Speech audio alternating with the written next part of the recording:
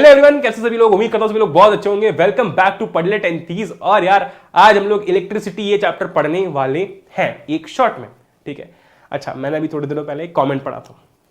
वो कमेंट था कि भैया यार जब से कोर्स आया ना तब से आपने यूट्यूब पर लेक्चर डालना बंद कर दिया, ये हो गया वो हो गया, ठीक है, सब बंद हो गया। अब सही बात तो ये है कि यार 1-1.5 वीक से पूरा कोविड का सीन चल रहा था। मैं और प्रणय दोनों कोविड पॉजिटिव थे। मैंने ये काफी बार बता भी रखा है, मैंने वीडियो के अंदर भी बताया था और कम्युनिटी पोस्ट में भी बताया था, ठीक है। जिस कारण कहीं भी कोई भी लेक्चर नहीं जा रहे थे, ठीक है, कहीं भी कोई भी लेक्चर नहीं जा रहे थे, है ना। तो सीन ऐसा है कि ऐसा बिल्कुल नहीं है यार कि यार ये अपनी यूट्यूब फैमिली ना, इसको भूला नहीं जा सकता और ऐसा बिल्कुल मत सोचा करो, ठीक है। ये अपने दिमाग से निकाल ही दो कि ऐसा कुछ हो भी सकता है, ठीक है। Very good. तो यार ऐसा कुछ भी नहीं है ना, मैं पहले क्लियर कर देता हूं। दूसरी चीज, थ्रोट इन्फेक्शन हमको काफी था, ठीक है, जिस कारण मैं बोलने भी जाऊं तो मुझे खांसी आ जाती थी। इस कारण मैंने सोचा कि यार अभी थोड़ा सा होल्ड पर रखते हैं इसको, एक बार ठीक हो जाए। क्योंकि यार होता ही है ना कि जब आप ठीक नहीं हो और अगर आप बहुत सारा काम करने लग जाओ तो फिर वो एक बहुत बड़ी दिक्कत बन जाती है और मैं चाहता नहीं था, क्योंकि तुम्हारी अभी एग्जाम्स भी आने वाली, बहुत सारी चीजें, ठीक है। इसीलिए यार मैंने कहा 1 वीक का गैप चल जाएगा पर ज्यादा प्रॉब्लम नहीं आनी चाहिए बाद में। इसलिए मैंने कहा कि अपन इसको थोड़ा सा आगे जाके कंटिन्यू करते हैं, ठीक है। तो ऐसा बिल्कुल मत समझो यार कि ऐसा कुछ होगा, ऐसा कभी कुछ होने भी नहीं वाला, ठीक है। ऐसा कभी कभी कुछ होगा नहीं, तो ये दिमाग से हटा ही दो अपने, ठीक है। अपनी तबाही फैम है और बिल्कुल अलग लेवल का बॉन्ड है अपने अंदर, ठीक है। दूसरी चीज यार, अगर अभी तक आपने चैनल को सब्सक्राइब नहीं किया है, वो लाल बटन को दबा के चैनल को सब्सक्राइब कर लेना, क्योंकि आप लोगों के लिए बहुत ही प्यारी सी सीरीज आ रही है, ठीक है। कल यानी कि संडे को उसका पहला एपिसोड जो है वो आएगा, ठीक है। तो वो देखना जरूर, बहुत ही प्यारी सीरीज है, बहुत मजा तुमको आने वाला है and you are going to love it, ठीक है। तो ऐसे ही और अमेजिंग वीडियोस के लिए सब्सक्राइब करना मत भूलना अगर आप नए हैं चैनल पे तो, और उस बेल आइकन को प्रेस करना भी मत भूलना, ठीक है। तो बहुत अमेजिंग चीजें आप लोगों के लिए यहाँ पर आने वाली है और आती रहती है। सुबह से चलते हैं आगे और शुरुआत करते हैं चैप्टर की। सबसे पहली चीज चार्जेस की हम बात करेंगे। तो चार्ज, भाई 2 प्रकार के चार्ज होते हैं, एक पॉजिटिव चार्ज होता है, एक नेगेटिव चार्ज होता है। इसके बारे में कोई कुछ हमको कुछ नया नहीं बताएगा, ठीक है। तो हमें ये चीज पता है कि यार 2 टाइप के चार्जेस होते हैं, ठीक है। एक होता है अपना पॉजिटिव चार्ज और दूसरा क्या होता है, अपना नेगेटिव चार्ज होता है। पर एक चीज जो कि हमको जानना जरूरी है वो ये है कि जब हम इलेक्ट्रिसिटी की बात कर रहे हैं, जब हम लोग करंट की बात कर रहे हैं, ठीक है, तो उसकी डेफिनेशन चार्जेस से कैसे रिलेटेड है, ठीक है। ओके, बहुत सही। तो ये डेफिनेशन पढ़ो यार। Electricity is defined as the rate of flow of charges in a conductor. समझ रहे हो? और ये मैं तुमको आगे डिटेल में समझाऊंगा, क्योंकि इलेक्ट्रिसिटी वाला पोर्शन थोड़ा सा आगे आएगा, करंट वाला पोर्शन थोड़ा सा आगे आएगा। पर what is electric current, what is electricity, ठीक है। It is defined as the rate of flow of charges, मतलब जिस रेट से चार्जेस फ्लो कर रहे हैं एक कंडक्टर के अंदर, हम उसे इलेक्ट्रिसिटी कहते हैं, इलेक्ट्रिक करंट कह रहे होते हैं, ठीक है। बहुत बढ़िया, है ना। यहां पर इतना कुछ समझो मत, तुम आओ सीधा इधर। ये बहुत इंपॉर्टेंट शुरुआत होती है इस चैप्टर की, ठीक। हमें पता है यार कि 2 टाइप के चार्जेस हैं। हाँ है भैया, बिल्कुल है। एक होता है अपना पॉजिटिव चार्ज और दूसरा होता है अपना नेगेटिव चार्ज, ठीक है।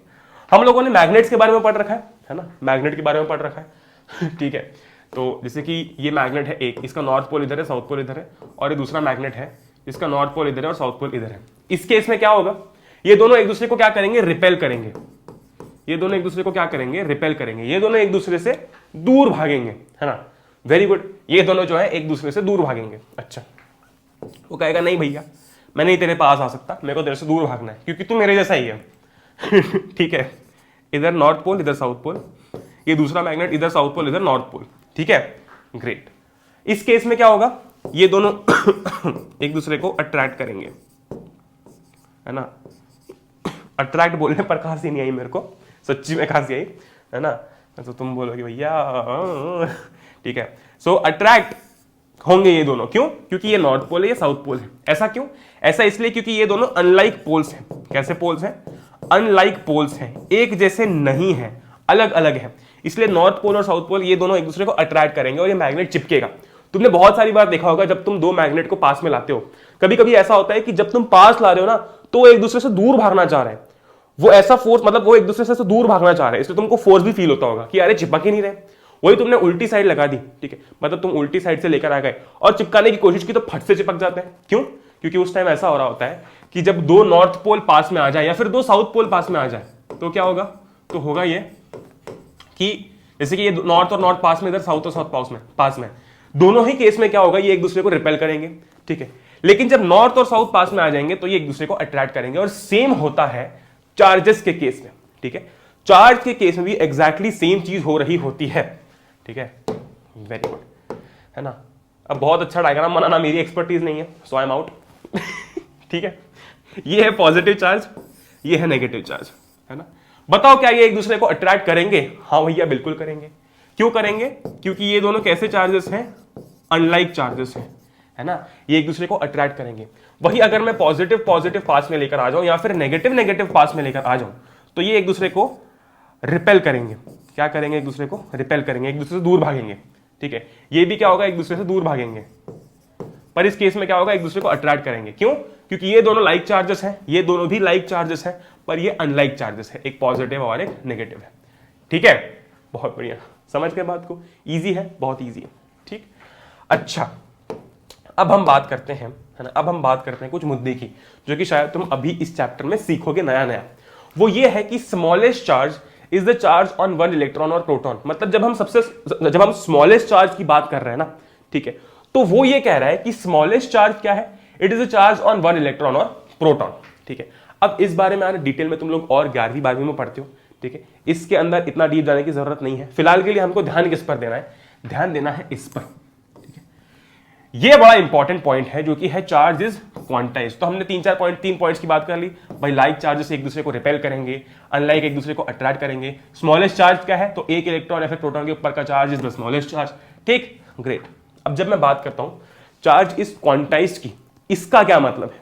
ठीक है, इसका क्या मतलब है? और मैं हमेशा से इसके लिए एक ही एग्जांपल देते आ रहा हूं।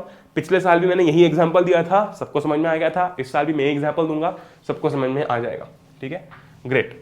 अच्छा, ये मान लो कि एक थिएटर है। ठीक है, क्या है? थिएटर है। बहुत सही। इसके अंदर मान लो कि टोटल 50 पीपल बैठे हुए हैं। कितने लोग बैठे हुए हैं? 50 लोग बैठे हुए हैं। ठीक है, बहुत बढ़िया। इसके अंदर टोटल 50 लोग बैठे हुए हैं। अच्छा अच्छा अच्छा, क्या बात है। ये देखो खाना बन रहा है, आ जाओ खाने, मेरे को भी नहीं पता क्या बन रहा है। ठीक है, 50 लोग बैठे हुए हैं और मैंने बोला कि हर इंसान के पास में 2 स्मार्टफोन्स हैं। ठीक है, हर इंसान के पास में 2 स्मार्टफोन्स हैं। समझ गए बात को? हाँ, मान लो हाइपोथेटिकल सिचुएशन, सब बिजनेसमैन है, सबके पास 2 स्मार्टफोन है। ठीक है, अच्छा 2 फोन्स ईच। ठीक है, अंदर 50 लोग हैं और टोटल, और हर किसी के पास में 2 फोन्स हैं। ठीक है, अब यहां से एक इंसान जा रहा था, उसको पता है कि अंदर कितने लोग बैठे हैं और अंदर हर एक के पास में 2 फोन है, उसको ये चीज पता है। मैं आया इधर से, ठीक है, और मैंने इसको पूछा कि भाई मेरे को एक बात बताओ, इस थिएटर के अंदर टोटल कितने स्मार्टफोन्स हैं? ठीक है, मैंने उससे पूछा कि इस थिएटर के अंदर टोटल कितने स्मार्टफोन्स हैं।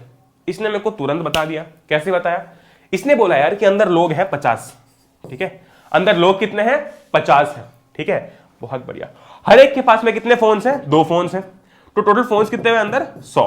तो इसने मुझे बोला कि अंदर यार 100 स्मार्टफोन्स हैं। मैंने कहा ठीक है, बहुत सही। भैया इसका चार्जेस क्वांटाइज से क्या रिलेशन है? बता दो। बहुत इजी, बहुत ज्यादा इजी।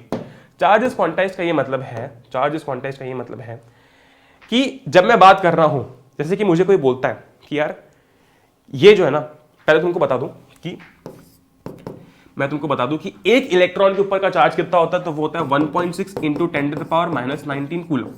ठीक है, ओके, ठीक है। अब मुझसे कोई पूछता है कि इस रिमोट के अंदर ना, मान लो इस रिमोट के अंदर 10 लाख इलेक्ट्रॉन्स हैं। कितने इलेक्ट्रॉन्स हैं? 10 लाख इलेक्ट्रॉन्स हैं। ठीक है, किसी ने मुझसे पूछा कि इस रिमोट के अंदर, किसी ने मुझसे ये पूछा पहली बात तो कि इस रिमोट का चार्ज क्या होगा, इस रिमोट पर कितना चार्ज होगा। ठीक है, ये किसी ने मुझसे पूछा। अच्छा, तो मैंने सोचा कि इस रिमोट के अंदर टोटल 10 लाख इलेक्ट्रॉन्स हैं। ठीक है, इस रिमोट के अंदर टोटल इलेक्ट्रॉन्स कितने हैं? 10 लाख इलेक्ट्रॉन्स हैं। हर इलेक्ट्रॉन के ऊपर का चार्ज कितना है? 1.6 इंटू 10⁻⁻19 कूलम। ठीक है, इस इलेक्ट्रॉन के अंदर, इस रिमोट के अंदर टोटल 10 लाख इलेक्ट्रॉन्स हैं और हर एक इलेक्ट्रॉन के ऊपर का चार्ज इतना है। ठीक है, तो इस रिमोट के ऊपर का चार्ज कितना हो जाएगा? जब मैं इन दोनों को मल्टीप्लाई करूंगा तो मेरे पास में इस रिमोट के ऊपर का चार्ज आ जाएगा। अब समझे थिएटर वाले एग्जांपल मैंने क्यों दिया? अब समझ में आ रहा है कि वो जो थिएटर वाले एग्जांपल में दे रहा था वो क्यों दे रहा था। ठीक है, अंदर लोग थे 50 और हर एक के पास में 2 फोन्स थे। अंदर लोग थे 50, हर एक के पास में 2 फोन्स थे, तो टोटल हो गए 100 फोन्स। वैसे ही अगर कोई मुझसे पूछता है कि इसके ऊपर चार्ज कितना है, तो अंदर इलेक्ट्रॉन्स है 10 लाख, हर इलेक्ट्रॉन के ऊपर इतना चार्ज है, तो टोटल चार्ज कितना हो जाएगा? जब इन दोनों को मल्टीप्लाई कर देंगे तो जो भी आंसर आएगा वो इस रिमोट के ऊपर का चार्ज हो जाएगा and this is charge is quantised. ठीक है, तुम देखोगे Q is equal to Ni लिखा हुआ है। Ni क्यों लिखा हुआ है? N stands for number of electrons. ठीक है, उसने हमको एक स्टैंडर्ड फॉर्मूला दे दिया भैया। ठीक है, उसने हमको एक स्टैंडर्ड फॉर्मूला दे दिया। ठीक है, उसने जो है हमको एक स्टैंडर्ड फॉर्मूला लाकर दे दिया।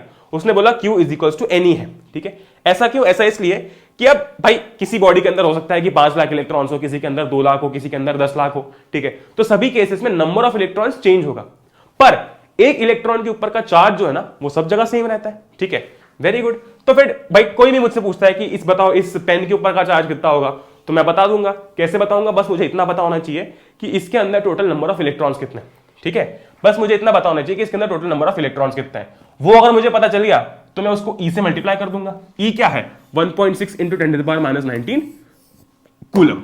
ठीक है, तो चार्ज इज क्वांटाइज्ड। यहां पर इंटीग्रल मल्टीपल में ये चीज अवेलेबल है।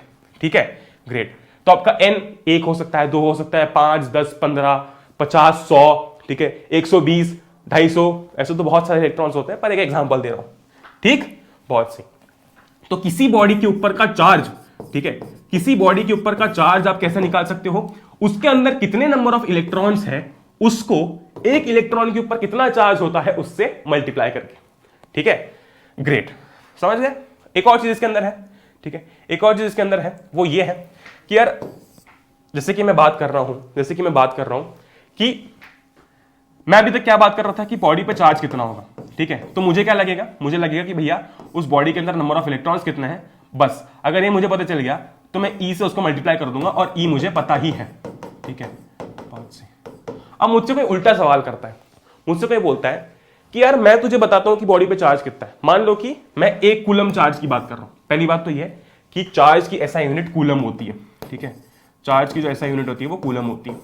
कोई मुझे कहता है कि यार मुझे एक बात बता, मैं ना तुझे उल्टा क्वेश्चन करता हूं। उसने मुझे बोला कि यार मुझे बता कि 1 कूलम चार्ज में कितने नंबर ऑफ इलेक्ट्रॉन्स होंगे, है ना। उसने क्या किया, Q is equal to Ni, इस फॉर्मूला को अगर हम देखें तो उसने मुझे Q दे दिया। उसने मुझे बोला कि 1 कूलम चार्ज पर ठीक है कितने नंबर ऑफ इलेक्ट्रॉन्स होंगे। मैं बड़ी आसानी से निकाल सकता हूं। क्यों? क्योंकि मुझे N निकालना है, मेरे पास में Q है, मेरे पास में E भी है। ठीक है, बहुत बढ़िया। तो इस तरीके से भी आपको सवाल किया जा सकता है। अगर किसी ने आपको बोला कि बता कि 10 कूलम चार्ज में कितने नंबर ऑफ इलेक्ट्रॉन्स होंगे, तो आपको वैल्यू किस चीज की दी है? चार्ज की। ठीक है, आपको निकालना क्या है? N निकालना है। इस पूरे फार्मूला के अंदर E तुमको ऑलरेडी पता है, या तो तुमसे चार्ज पूछा जाएगा या तो नंबर ऑफ इलेक्ट्रॉन्स पूछे जाएंगे। ठीक है, तो ये एक बहुत इंपॉर्टेंट चीज है कि 1 कूलम चार्ज के अंदर इतने नंबर ऑफ इलेक्ट्रॉन्स होते हैं। Can you imagine? Just look at the number 6.25 into 10 to the power 18। मतलब भाई साहब इंसान का दिन निकल जाए पूरा इसको काउंट करते करते, इतने इलेक्ट्रॉन्स हैं ये। ठीक है, तो सिर्फ 1 कूलम चार्ज में, भाई साहब सिर्फ 1 कूलम चार्ज में इतने इलेक्ट्रॉन्स हैं। तुमको समझ में आ रहा है? सिर्फ 1 कूलम चार्ज में इतने इलेक्ट्रॉन्स हैं। तो सोचो कि अगर मैं 10, 15, 20 कूलम की बात करूंगा तो कितने इलेक्ट्रॉन्स होंगे, है कि नहीं? बहुत सही। ठीक है, ग्रेट। तो इतनी हमने बात कर ली है। एक बार समराइज कर देता हूं। Q is equal to Ni, charge is quantised. ये जो आपका फॉर्मूला है इसका सेंस क्या है, मतलब क्या है। ठीक है, फिर मैंने तुमको ये बता दिया कि यहाँ पर E जो है हमको पता है। E मतलब 1 इलेक्ट्रॉन के ऊपर का चार्ज, N मतलब टोटल नंबर ऑफ इलेक्ट्रॉन्स कितने हैं। ठीक है, और Q मतलब पूरी बॉडी के ऊपर का चार्ज। ठीक, ग्रेट। अब हम सीधा आते हैं इलेक्ट्रिक करंट के ऊपर, है ना। अब अपन सीधा आते हैं इलेक्ट्रिक करंट के ऊपर। ये ना ये चैप्टर जब मैं स्कूल में था, जब मेरे को स्कूल में पढ़ाया जाता था, तो बच्चे ऐसे, जैसे कि मान लो ये पहली रो है, ये दूसरी रो है, ये तीसरी रो है। ठीक है, पहली रो, दूसरी रो, तीसरी रो। ये रो सबसे ज्यादा सिंसियर, है ना। मैं था इस रो में मैं था इस रो में। ये रो कर रही है पूरा सब कुछ, है ना। इस रो में भी मुझे थोड़ा बहुत समझ में आ रहा है, बाकी सबको समझ में आ रहा है। यहां से जो टॉपिक जो है वो ऐसे कटते जा रहे थे। मतलब इसको, इस रो को ये नहीं पता कि टॉपिक कौन सा चल रहा है, इस रो को ये नहीं पता कि चैप्टर कौन सा चल रहा है, और इस रो को ये नहीं पता कि सब्जेक्ट कौन सा चल रहा है। ठीक है तो बहुत ही मजेदार चैप्टर था जब ये पढ़ाया जाता था। तो पर यार जब मैंने पर्सनली जब इसको पहली बार सीखा था ना, एक बार में किसी को समझ नहीं आता है, पर धीरे धीरे ऑफकोर्स अब काफी समय हो चुका है, जब मुझे कॉन्सेप्ट क्लियर होने लगे इसके कि ओ भाई साहब ये तो इतनी इजी चीज है, तब उस समय 10th में, ठीक है, तब मेरे को लगा कि वाह यार, मतलब ये तो अपना पसंद का चैप्टर है। ठीक है, ग्रेट। तो इलेक्ट्रिक करंट के बारे में मैंने तुमको स्टार्टिंग में ही बता रखा था, वो क्या था, वो ये था कि rate of flow of electric charges, ठीक है, rate of flow of electric charges is called electric current. अब जब भी रेट की बात आती है, ठीक है, तो तुम्हारे दिमाग में क्या रुपीज आता है क्या? नहीं, वो रेट नहीं। हम पूछते ना भैया कि इस पिलो का रेट क्या है, ये पेयर ऑफ शूज का रेट क्या है, वो रेट नहीं, ठीक है। यहां पर हम रेट की जब बात करते हैं तब हम बात करते हैं टाइम की, ठीक है। जैसे कि कोई मुझे बोलता है कि यार बताओ कि इस रिवर के अंदर से किस रेट से पानी फ्लो हो रहा है, तो मैं उसको बोलूंगा कि यार अज्यूम कर लेते हैं कि 10 किलोमीटर पर आवर की रेट से जो पानी है वो फ्लो कर रहा है, ठीक है। तो पर आवर आया, आर मतलब टाइम, ठीक है, आर मतलब क्या? टाइम। तो जब मैं इलेक्ट्रिक करंट की बात कर रहा हूं, ठीक है, तो इसका रिलेशन भी टाइम के साथ में है, ठीक है। तो rate of flow of electric charges is called electric current. जिस रेट से इलेक्ट्रिक चार्जेस फ्लो करेंगे उसे हम इलेक्ट्रिक करंट कहते हैं, और इसका फॉर्मूला जो है वो बहुत ईजी है, ठीक है। मैं तुमको बताता हूं कि करंट को ना हम लोग आई से डिनोट करते हैं। किससे डिनोट करते हैं? आई से डिनोट करते हैं, ठीक है। हमको पता है कि चार्ज को हम लोग क्यू से डिनोट करते हैं, है कि नहीं? चार्ज को हम लोग किससे डिनोट करते हैं? क्यू से डिनोट करते हैं। तो इस आई का फॉर्मूला क्या होगा? इलेक्ट्रिक करंट का फॉर्मूला क्या होगा? I is equals to Q by T. This is the formula of electric current. और हमारे पास में अभी ये चैप्टर का दूसरा फॉर्मूला आ गया है, ठीक है। अभी तुम देखो बहुत सारे फॉर्मूला आएंगे, ठीक है। तो भाई क्या हुआ? सीधा सा गणित, बिल्कुल सीधा सा गणित, जो डेफिनेशन में है वही फॉर्मूला के अंदर है। Rate of flow of electric charges Q by T. Rate of flow of electric charges is electric current, ठीक है। बहुत बढ़िया। तो ये अपना करंट का फॉर्मूला होता है। अच्छा, एक और चीज, करंट की जो एसआई यूनिट होती है, करंट की जो एसआई यूनिट होती है वो क्या होती है? एम्पियर होती है, ठीक है। करंट की जो एसआई यूनिट होती है वो एम्पियर होती है, जिसको हम लोग ए से डिनोट करते हैं। किससे डिनोट करते हैं? ए से डिनोट करते हैं, ठीक। और अब बहुत सही, बहुत ही गजब, है ना। तो ये अपने पास फॉर्मूला आ चुका है। अच्छा, I is equal to Q by T, एक फॉर्मूला अपने पास में आ चुका है ना। ये करंट का फॉर्मूला है। अब इसके बारे में कुछ और हमें बातें करनी है, डिस्कशन करना है। ये सेम ही चीज है, ठीक है, सेम ही चीज है, ठीक। इसके अंदर मैं तुमको बताता हूं कि क्या है। ये जो नीचे की लाइन लिखी है ना, इसका मतलब क्या है? In an electric current in an electric circuit, the direction of electric current is taken as opposite to the direction of the flow of electrons, which are negative charges. सब दोगलापन चल रहा है सब दोगलापन चल रहा है। ऐसे इंडिया के अंदर ना लोगों के अंदर ऐसे शार्क टैंक घुस गया है। अगर तुमने शार्क टैंक का एक भी एपिसोड नहीं देखा है, आई वुड सजेस्ट कि कोई एक देखो, ज्यादा टाइम तुम्हारे पास में नहीं है, कोई भी एक देखो, you will get to learn a lot of things. पर the people sitting there as investors, you will learn so much from them, literally इतना सीखोगे उनसे, मैं बता नहीं सकता, ठीक है। तो ये उधर के सारे डायलॉग्स हैं, ये सब दोगलापन है। अच्छा, बात करते हैं, वापस टॉपिक पर आते हैं। क्या कह रहा है? In an electric circuit the direction of electric current is taken as the opposite to the direction of flow of electrons. अच्छा, इसका कहने का मतलब ये है, ये हमारे पास में एक सर्किट है, ठीक है। ये क्या है? अपने पास में एक सर्किट है, ठीक है। ये पॉजिटिव साइड, ये नेगेटिव वाला, ठीक है। करंट कैसे फ्लो करता है हमको पता है, पॉजिटिव से नेगेटिव, ठीक है, पॉजिटिव से नेगेटिव। अच्छा, इसका कहने का मतलब ये है, इसका कहने का मतलब ये है कि इलेक्ट्रिक करंट का जो फ्लो होता है, इलेक्ट्रिक करंट का जो फ्लो होता है वो इलेक्ट्रॉन्स के फ्लो के डायरेक्शन के अपोजिट होता है। मतलब इलेक्ट्रिक करंट पॉजिटिव से नेगेटिव जाता है, इलेक्ट्रॉन्स नेगेटिव से पॉजिटिव फ्लो करते हैं। समझ रहे हो बात को? ठीक है, इलेक्ट्रॉन्स कैसे फ्लो करते हैं? नेगेटिव से पॉजिटिव फ्लो करते हैं। समझ गए बात को? तो यही बोला जाता है कि दी फ्लो ऑफ करंट, ठीक है, फ्लो ऑफ करंट जो है ना वो क्या है? Flow of current is opposite to the flow of electrons. ठीक, मतलब अगर इन शॉर्ट अगर आपका करंट ऐसा जा रहा है, इसका या फिर ऐसा बोलो कि अगर आपके इलेक्ट्रॉन्स ऐसे जा रहे हैं तो करंट जो है वो ऐसे फ्लो करना है। ठीक है, इलेक्ट्रॉन्स के डायरेक्शन के अपोजिट डायरेक्शन में। ठीक, जो कि मैंने तुमको यहां पर अभी बताया। ठीक है, तो ये चीज जानना बहुत इंपॉर्टेंट है कि in an electric current the direction of electric current is electric circuit, the direction of electric current is taken as the opposite to the direction of flow of electrons. ठीक है, अब इसकी पूरी कहानी क्या है भाई साहब? ये ऐसा भी तो बोल सकते थे कि यार प्रोटॉन्स फ्लो कर रहे हैं, ठीक है, तो प्रोटॉन्स फ्लो कर रहे हैं तो उसी डायरेक्शन में करंट फ्लो कर रहा है। ये इलेक्ट्रॉन्स की बात क्यों की जा रही है? भाई प्रोटॉन्स भी तो फ्लो कर रहे होंगे ना, ऐसा तुमको लगता है? देखते हैं अभी, प्रोटॉन्स फ्लो कर रहे हैं पॉजिटिव से नेगेटिव, उसी डायरेक्शन में करंट फ्लो कर रहा ऐसा भी तो बोल सकते थे। ऐसा क्यों बोल रहे हैं कि इलेक्ट्रॉन्स अपोजिट डायरेक्शन में फ्लो करते हैं करंट के डायरेक्शन के कंपैरिजन में? ऐसा क्यों बोल रहे हैं वो अभी हम लोग गणित समझेंगे, और यहीं से तुमको पता चलेगा कि क्या क्या चीजें पीछे जो है मतलब पास्ट में हुई थी और जिस कारण जो है ये चीज बोली जाती है।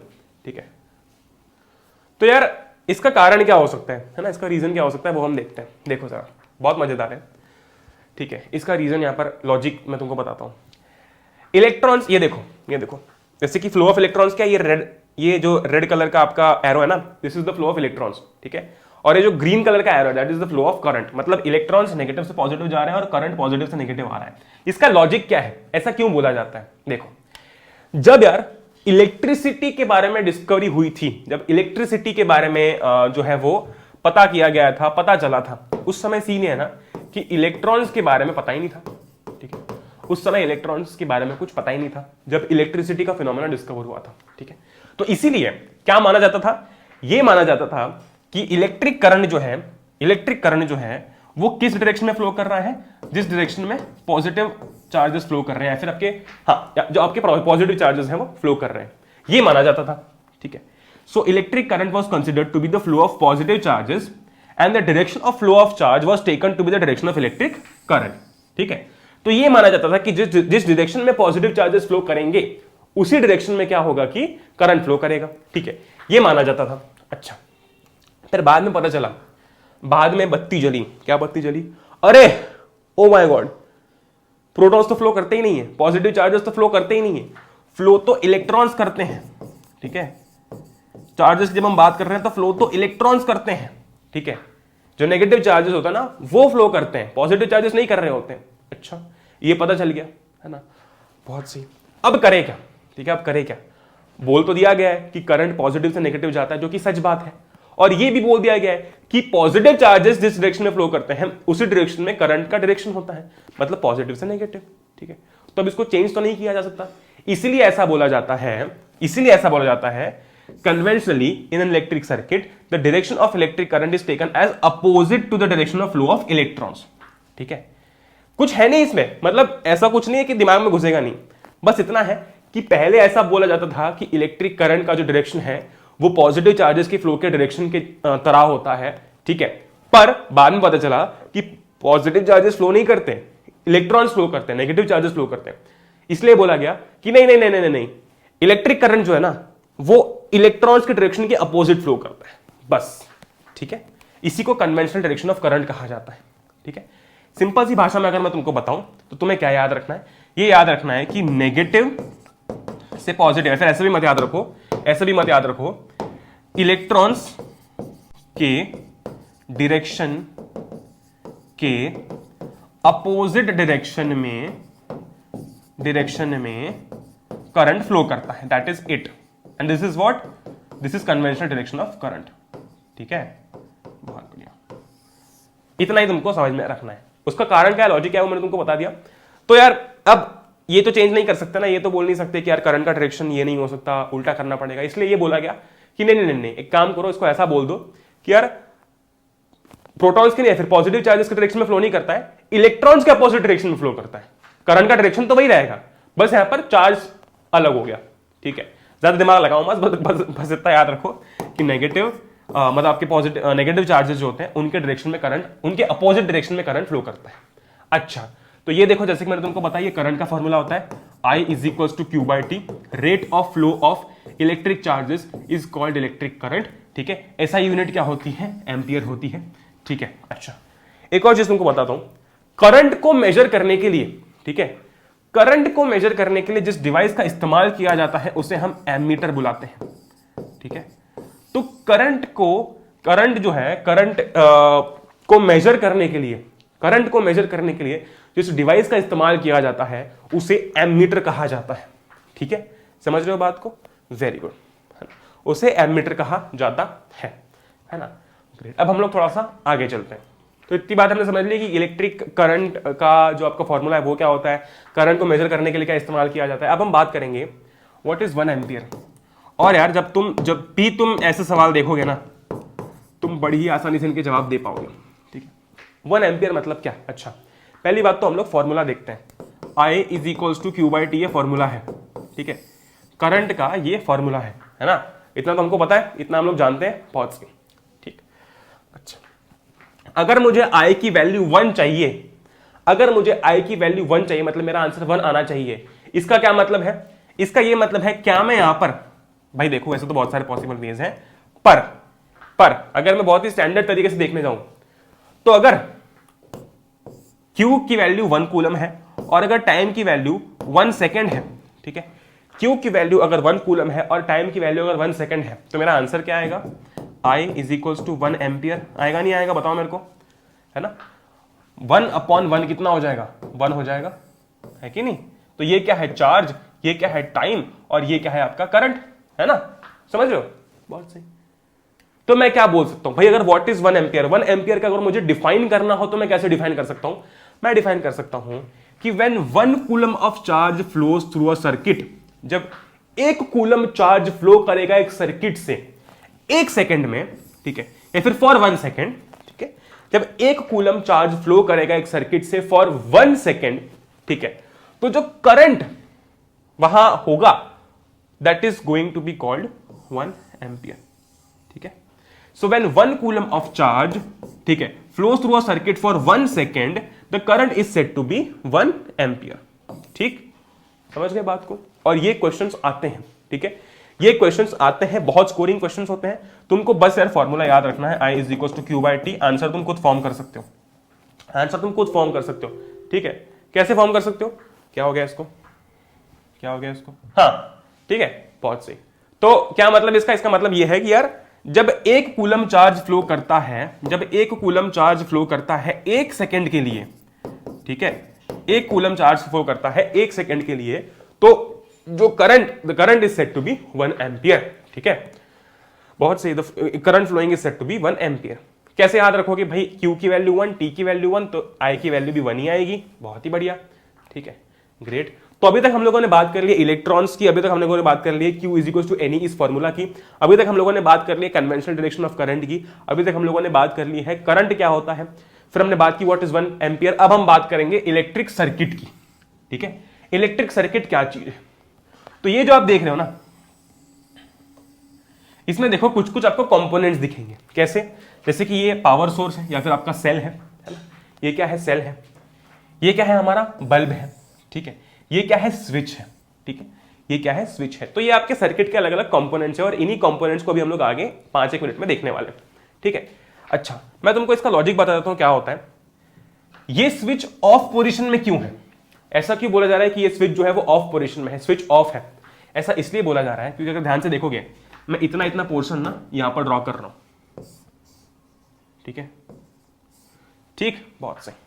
ये स्विच ऑफ पोजीशन में, ऐसा क्यों, ऐसा इसलिए क्योंकि यार देखो जब करंट यहां से आएगा, करंट ऐसे आएगा ना, यहां से आएगा, ठीक है, तो उस करंट के लिए तो जगह ही नहीं है जाने के लिए जगह नहीं है, मतलब कनेक्शन ही नहीं है, ये कनेक्शन टूटा हुआ है, देखो ये वाला, ये कनेक्शन जुड़ा हुआ है क्या, जुड़ा हुआ नहीं है, ठीक है, ये कनेक्शन जुड़ा हुआ नहीं है, ठीक है। तो जब कनेक्शन जुड़ा हुआ नहीं है तो करंट क्या हवा में फ्लो करेगा, ऐसे कूद के जाएगा, है धमाल वाली कार है क्या वो, जो ये ऐसे ब्रिज टूटा हुआ है यहां से जंप मार के चलेगा, नहीं, ये ब्रिज तो टूटा हुआ है, यहां से अगर करंट को जाना होता तो नहीं जा पाता, क्योंकि ब्रिज टूटा हुआ है, तो करंट को फ्लो करने के लिए बीच में जगह ही नहीं है ना, जाएगा कैसे, ठीक। इसीलिए स्विच को बोला जाता है कि ये स्विच ऑफ पोजीशन में, जब ये स्विच ऑफ पोजीशन में होगा, और इसीलिए घरों के अंदर में हम लोग यही देखते हैं कि जब स्विच ऑफ होता है तब लाइट नहीं जलती, क्यों, क्योंकि सर्किट ब्रेक हो जाता है। सर्किट ब्रेक होने का मतलब क्या है कि अब इलेक्ट्रिसिटी करंट फ्लो नहीं कर रहा है, ठीक है, इसीलिए वो लाइट जो है वो नहीं जल रही है। जैसे ही आप स्विच ऑन करते हो क्या होता है कि सर्किट वापस से चालू हो जाता है, ठीक है। तो ये स्विच ऑन कैसे होगा, ऐसे, जब ये वाली ये जो है, ठीक है, ये स्विच ऑन है, ठीक है, अब करंट क्या होगा, फ्लो हो जाएगा। क्यों स्विच ऑन है ये, क्योंकि अब सर्किट जो है वो ब्रोकन नहीं है, ठीक है, ग्रेट, अब सर्किट जो है वो पूरा हो चुका है, तो अब करंट फ्लो कर सकता है। और जब ये इसको जब तुम ऑन करोगे ना, मतलब तो क्या हो जाएगा, ये ऐसा हो जाएगा, यानी कि ज्वाइन हो जाएगा, ठीक है, तो करंट फ्लो कर जाएगा, ठीक है, करंट फ्लो कर जाएगा तो क्या होगा, ये बल्ब जल जाएगा, ठीक है। अभी ये बल्ब जल नहीं रहा, अगर ये वाला केस है तो जल नहीं रहा क्योंकि स्विच ऑफ पोजीशन में है, जैसे ही उसको ऑन करेंगे तो वो जलने लग जाएगा, ठीक है, ग्रेट। अब हम बात करेंगे यार सारे सर्किट के अलग अलग कंपोनेंट्स की और उनके सिंबल्स की, ठीक है। तो एक इलेक्ट्रिक सेल, ये देखो तुम्हारी एनसीईआरटी से उठा हुआ है, इसलिए थोड़ा सा ऐसा अलग सा कलर तुमको दिख रहा होगा, थोड़ा सा अजीब वगरीब क्वालिटी दिख रही होगी। तुम अपनी एनसीईआरटी में भी देख सकते हो इसको। इलेक्ट्रिक सेल कुछ इस प्रकार का दिखता है, ठीक है, ठीक है, बहुत बढ़िया, पॉजिटिव नेगेटिव। और ऐसे ही सेल्स को, बहुत सारे सेल्स को अगर तुम कंबाइन कर दो तो क्या बन जाएगी, बैटरी बन जाएगी। जैसे कि ये सेल है, इन्हीं सेल्स को अगर मैं ऐसे कंबाइन कर दूं, ठीक है, तो ये क्या बन गया, बैटरी बन गई, ठीक है। ऐसे ही बहुत सारे सेल्स लेके मैंने उनको कंबाइन कर दिया तो ये क्या बन गया, बैटरी बन गई, ठीक है। ये क्या बन गया, बैटरी बन गई, ठीक है, बहुत सही। ये क्या बन गया, बैटरी बन गई, ठीक, बहुत सही। तीसरा है प्लग की और स्विच। देखो अभी हमने स्विच कुछ ऐसा देखा था, ठीक है, ठीक है, ऐसा देखा था, पर जनरली जो हम लोग डायग्राम के अंदर बनाते हैं, जो तुम देखोगे लैब के अंदर भी, ठीक है, वो कुछ इस प्रकार का होता है। वो होता है ऐसा, वो एक की होती है, ठीक है, एक की होती है, वो की कुछ ऐसी दिखती है, वो की ना कुछ ऐसी दिखती है, कुछ इस प्रकार की वो की जो है वो दिखती है, ठीक है। तो क्या होता है कि उस की को जब इंसर्ट किया जाता है तो सर्किट पूरा हो जाता है, सर्किट क्लोज हो जाता है। मतलब क्या होता है, मतलब ये कि करंट फ्लो करेगा, ठीक है। पर जैसे उस की को निकाला गया सर्किट ओपन हो जाएगा, ठीक है, सर्किट ब्रेक हो जाएगा, है ना, जिस कारण क्या होगा, जिस कारण ये होगा कि करंट फ्लो नहीं करेगा, ठीक है। तो जब ऐसा दिखाया जा रहा है, जब ये ब्रैकेट के अंदर कुछ नहीं है, इसका क्या मतलब है कि स्विच, मतलब सर्किट क्या है, ओपन है, ठीक है। ये क्या है, मतलब ओपन है, मतलब क्या है कि करंट फ्लो नहीं कर रहा। वही अगर ऐसा कुछ हो, बीच में अगर ऐसी डॉट हो, तो ये क्या है, क्लोज्ड है। क्लोज्ड है मतलब करंट फ्लो कर रहा है, ठीक है। तो जब बीच में डॉट है, ये टॉप व्यू है तुम्हारा, जब इसको टॉप से देखोगे तो ऐसा दिखेगा ना, ठीक है, वेरी गुड। तो जब ये की इंसर्ट की गई है तो सर्किट आपका क्या है, क्लोज हो चुका है ना, इसका ये मतलब है कि करंट फ्लो कर रहा है। जब की इंसर्ट नहीं की गई, ये वाला केस, ठीक है, तो आपका जो सर्किट है वो ब्रोकन है, वो अभी तक पूरा नहीं हुआ है, या फिर ओपन कह सकते हो, ठीक है। जब उसमें की इंसर्ट करोगे तभी वो पूरा होगा, ठीक है, ग्रेट। तो ये जो है वो की विदाउट इंसर्टेड, ये की इंसर्टेड, ठीक। फिर आता है अपना नीचे वाला एक अब वायर जॉइंट, जैसे कि ये एक वायर है और ये दूसरी वायर है, यहां पर जॉइंट है, तो बहुत ही सिंपल सा है इसको समझना, ठीक है। वायर्स क्रॉसिंग विदाउट जॉइनिंग, मतलब ये एक वायर है और ये दूसरी वायर है, ये दोनों वायर जो है एक दूसरे को ज्वाइन नहीं कर रहे हैं, ठीक है, ग्रेट। ये सेम ही चीज है यहाँ पर 6 पॉइंट, ठीक है, पीछे आते थोड़ा सा, ठीक है। हाँ, इलेक्ट्रिक बल्ब ऐसा भी बनाया जाता है, जनरली तुम ऐसा बनाने में काफी समय लगा सकते हो, ठीक है, तो ऐसा मत बनाना, तुम बनाना चाहो सर्किट में तो ऐसा बना दिया करो, ये भी बल्ब ही है तुम्हारा, ठीक है।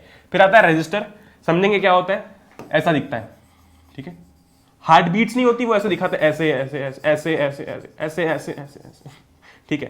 तो ऐसा नहीं है, एक ही टाइप के होता है, ऐसे डिश डिश डिश डिश, तो ये रेजिस्टर है, ठीक है। अच्छा, रेजिस्टर या फिर रेजिस्टेंस, जिसको हम आर से डिनोट करते हैं, ये हम लोग आगे पढ़ेंगे, अभी चिंता मत करो, ठीक है। फिर आता है वेरिएबल रेजिस्टेंस। वेरिएबल मतलब क्या, जो कि चेंज हो सकता है, इसलिए देखो यहां पर सिंबल सेम है रेजिस्टेंस जैसा, है ना, बस यहां पर ऐसा एक एरो लगा दिया, क्यों, क्योंकि चेंज हो सकता है, वेरिएबल है, ऐसा या फिर ऐसा, दोनों में से कुछ भी, ऐसा या फिर ऐसा, दोनों ही केस क्या है, वेरिएबल रेजिस्टेंस के केस है, ठीक है, ग्रेट। फिर आता है एमीटर, जैसे कि मैंने तुमको बताया, एमीटर क्या यूज के लिए होता है, करंट मेजर करने के लिए। फिर आता है वोल्ट मीटर, इसका काम क्या है वो मैं तुमको आगे बताऊंगा, पर वोल्ट मीटर का सिंबल कुछ ऐसा होता है, ठीक है, बस एक ही जगह वी लगा दो तो ये वोल्ट मीटर बन गया, ऐसा, मतलब सिंबल के केस में, ठीक है, बहुत सही।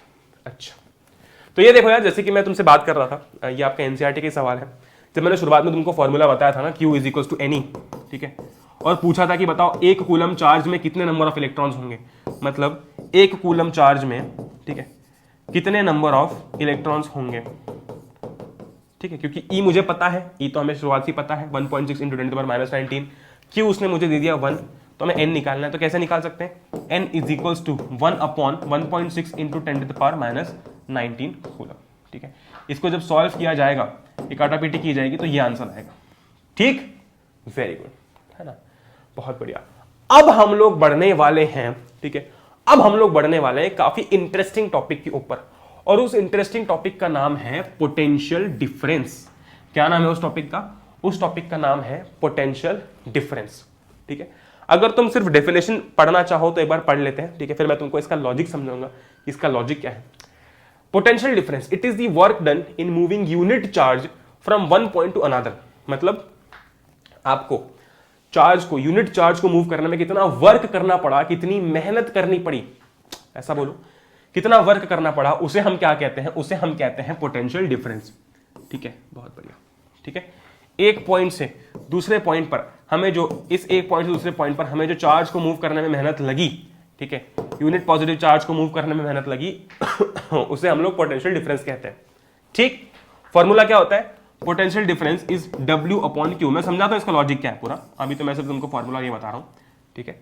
इसका फॉर्मूला क्या है, V is equal to W upon Q, ठीक है, where V stands for potential difference, ठीक है, V stands for potential difference, ठीक है, बहुत सही। W stands for work, Q stands for charge, ठीक है। So work done in moving charge from one place to another is known as potential difference, ठीक है। ये तो हमने किताबी भाषा में समझ लिया। पोटेंशियल डिफरेंस एक्चुअल में चीज क्या है, इसका मतलब क्या है ना, ये हमारी एक्सपर्टीज में हमको समझना जरूरी है, ठीक है। मतलब हमको ये पता होना चाहिए कि पोटेंशियल डिफरेंस क्या है ना, बहुत बढ़िया, ठीक है। तो अब हम समझते हैं कि पोटेंशियल डिफरेंस का एक्चुअल लॉजिक क्या है, मतलब ये क्यों है, क्या है ना, इसका मतलब क्या है, ठीक है। यहाँ पर क्या लिखा गया, ये लिखा गया है कि सेल और battery are used to maintain potential difference. इसका क्या मतलब है, ये सब भी हम लोग समझने वाले हैं, ठीक है। बहुत इंटरेस्टिंग पार्ट है, you are going to love it literally. देखते हैं अभी पोटेंशियल डिफरेंस क्या होता है। तो अब है ना, तुमको आने वाला है बिल्कुल मजा, ठीक है, क्योंकि अब जो हम पोटेंशियल डिफरेंस के बारे में समझने वाले हैं, उससे देखो, उसको जब तुम देखते हो ना, तो उससे ये फॉर्मूला का रिलेशन दिखता नहीं है इतना कि हाँ ठीक है, मतलब ये तो कुछ और ही चीज है और फॉर्मूला कुछ और ही चीज है। पर पोटेंशियल डिफरेंस का जब तुम कॉन्सेप्ट समझोगे, ठीक है, तो वैसे बोलोगे वाह क्या बात है, बढ़िया, ठीक है। अच्छा भैया ये क्या इलेक्ट्रिसिटी के बीच में पानी घुसा रहे हो, देखो ध्यान से सुनो। एक बात मुझे बताओ, हमने जनरली देखा है कि चीजें मोस्ट ऑफ द टाइम के यही रूल है कि हाई लेवल से लो लेवल पर फ्लो कर रही होती है ना, या फिर हायर कॉन्सेंट्रेशन से लोअर कॉन्सेंट्रेशन में फ्लो करती है। एग्जांपल देता हूं, ठीक है, जैसे कि ये टैंक, दो टैंक्स हैं, टैंक ए और टैंक बी। इस टैंक में पानी ज्यादा लेवल तक भरा है, इस टैंक में पानी कम लेवल तक भरा है, ठीक है।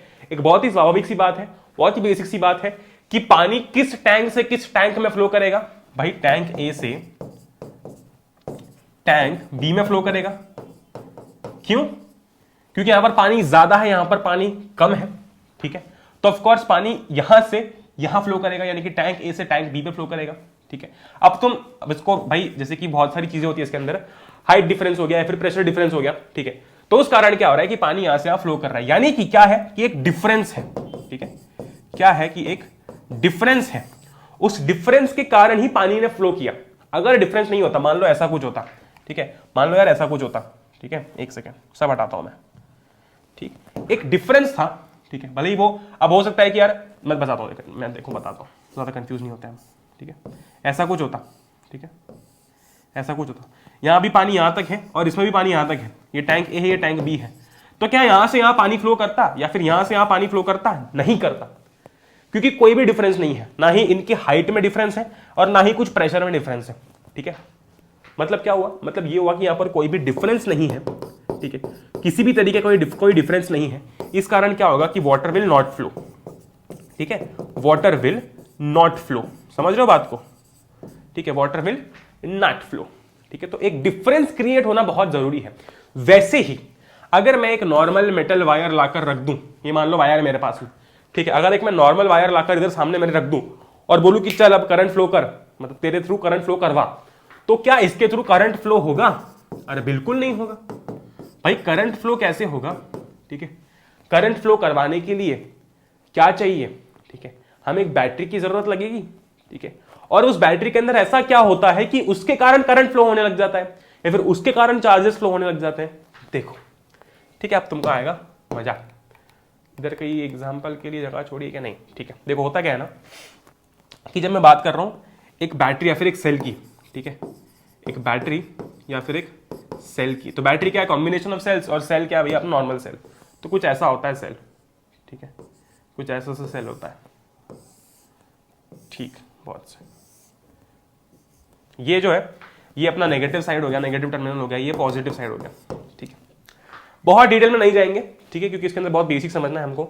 होता ये है ना कि ये जो पॉजिटिव वाला साइड होता है, ठीक है, बहुत लेमैन्स लैंग्वेज में समझो कि ये जो पॉजिटिव वाली साइड होती है ये इलेक्ट्रॉन डेफिशिएंट होती है। इनके पास क्या होता है, इलेक्ट्रॉन की कमी होती है। इनके पास क्या होता है, काफी इलेक्ट्रॉन्स होते हैं, इनके पास इलेक्ट्रॉन की कमी होती है, ठीक है। इनके पास क्या होता है कि इलेक्ट्रॉन की कमी होती है, पॉजिटिव साइड के पास इधर इलेक्ट्रॉन जो है वो काफी मात्रा में होते हैं, ठीक है। ऐसी कुछ ना कुछ अंदर रिएक्शन होती है जिस कारण ये होता है, जिसके अंदर हम नहीं जाएंगे क्योंकि वो बहुत डीप टॉपिक है। फिलहाल के लिए तुम ऐसा समझो कि अंदर कुछ ना कुछ ऐसा हो रहा होता है जिस कारण इधर साइड बहुत सारे इलेक्ट्रॉन्स होते हैं और इधर साइड जो है पॉजिटिव साइड बहुत कम इलेक्ट्रॉन्स होते हैं, ठीक है। तो एक डिफरेंस क्रिएट हो गया। भाई जी हम भाई साहब हमको ना एक डिफरेंस क्रिएट करना है, ठीक है, हमको जो है एक डिफरेंस क्रिएट करना है, ठीक है। जैसे कि यहां पर एक डिफरेंस था जिस कारण पानी फ्लो किया, वैसे यहां पर अब एक डिफरेंस क्रिएट हुआ है जिस कारण इलेक्ट्रॉन्स फ्लो करेंगे। अब वो फ्लो कैसे करेंगे देखो जरा, ठीक है।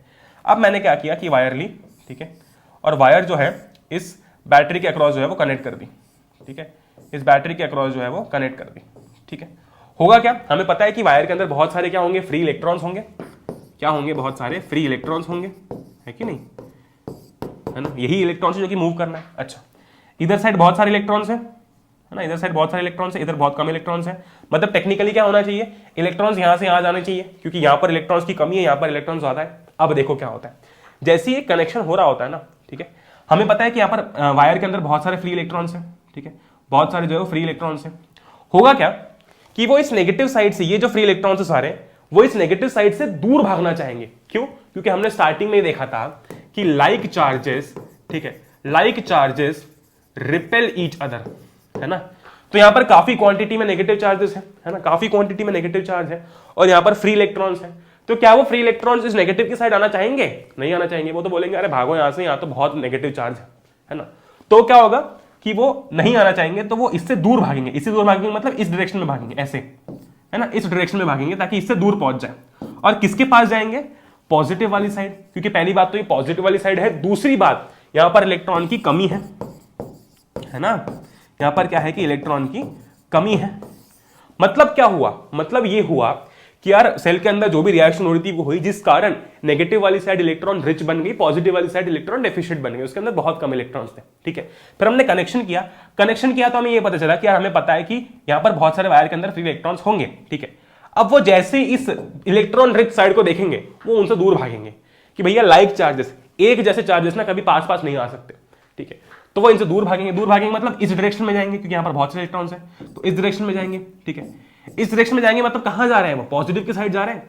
और हमें ये चीज भी पता है कि पॉजिटिव इलेक्ट्रॉन डेफिशिएंट है, यहां पर इलेक्ट्रॉन की कमी है, ठीक है, बहुत सही, ठीक है। तो यहां पर इलेक्ट्रॉन जो है वो आ जाएंगे। अब फिर से वही चीज होगी, जैसे इलेक्ट्रॉन यहां पर जाएंगे फिर से क्या होगा कि वो रिएक्शन होने वाला है, जिस कारण फिर से नेगेटिव की साइड बहुत ज्यादा इलेक्ट्रॉन्स हो जाएंगे, फिर इलेक्ट्रॉन्स फ्लो करेंगे, फिर नेगेटिव की साइड बहुत हो जाएंगे, जैसे ही सेल में एंटर करेंगे फिर यहां पर जो है वो ऐसे करंट फ्लो करेगा, ठीक है।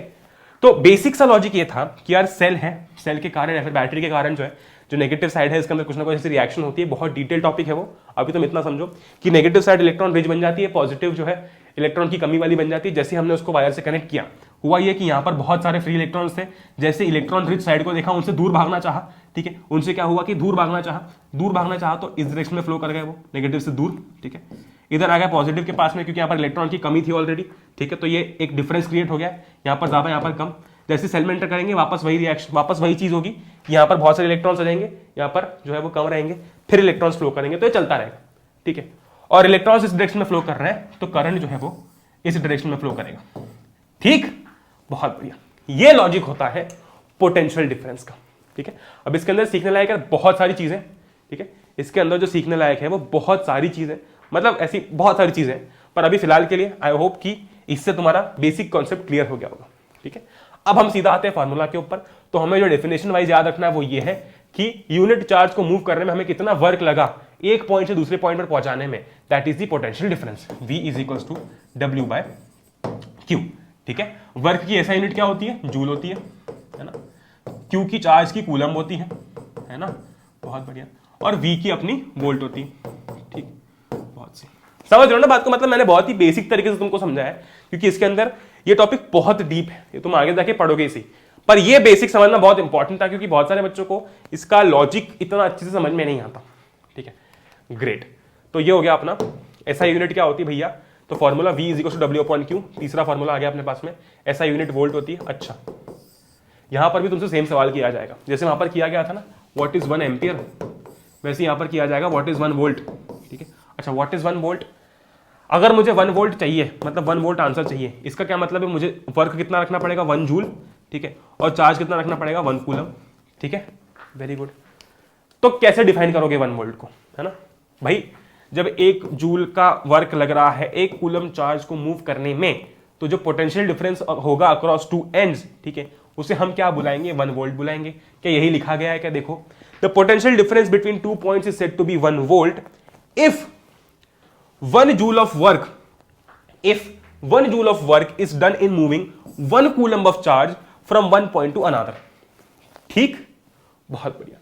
जब एक कूलम चार्ज को एक पॉइंट से दूसरे पॉइंट पर ले जाने के लिए, ठीक है, 1 जूल का काम किया जा रहा है, 1 जूल का वर्क किया जा रहा है, ठीक है, तो उस केस में क्या होगा, उस केस में जो पोटेंशियल डिफरेंस होगा अक्रॉस द 2 पॉइंट्स, ठीक है, वो 1 वोल्ट होगा।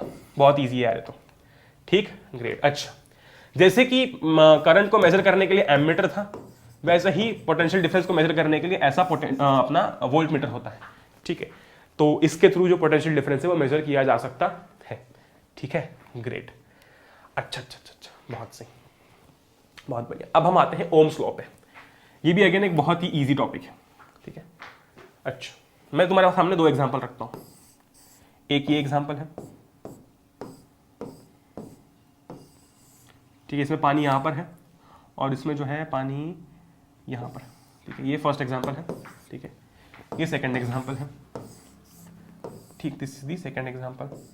मान लो अभी ऐसा है, ठीक है, इसमें से पानी फ्लो करेगा, ठीक है, मान लो, ठीक है, इसमें यहां पर पानी और इसमें यहां पर पानी, ठीक है, ग्रेट। अच्छा, तो तुम कंफ्यूज ना हो जाओ, इसको हटाओ, ठीक है, ये ऐसा कुछ है। मुझे एक बात बताओ, इस वाले टैंक ए में और इस वाले टैंक बी में, ए में पानी यहां पर है, बी में पानी यहां पर है, ठीक है, बहुत सही।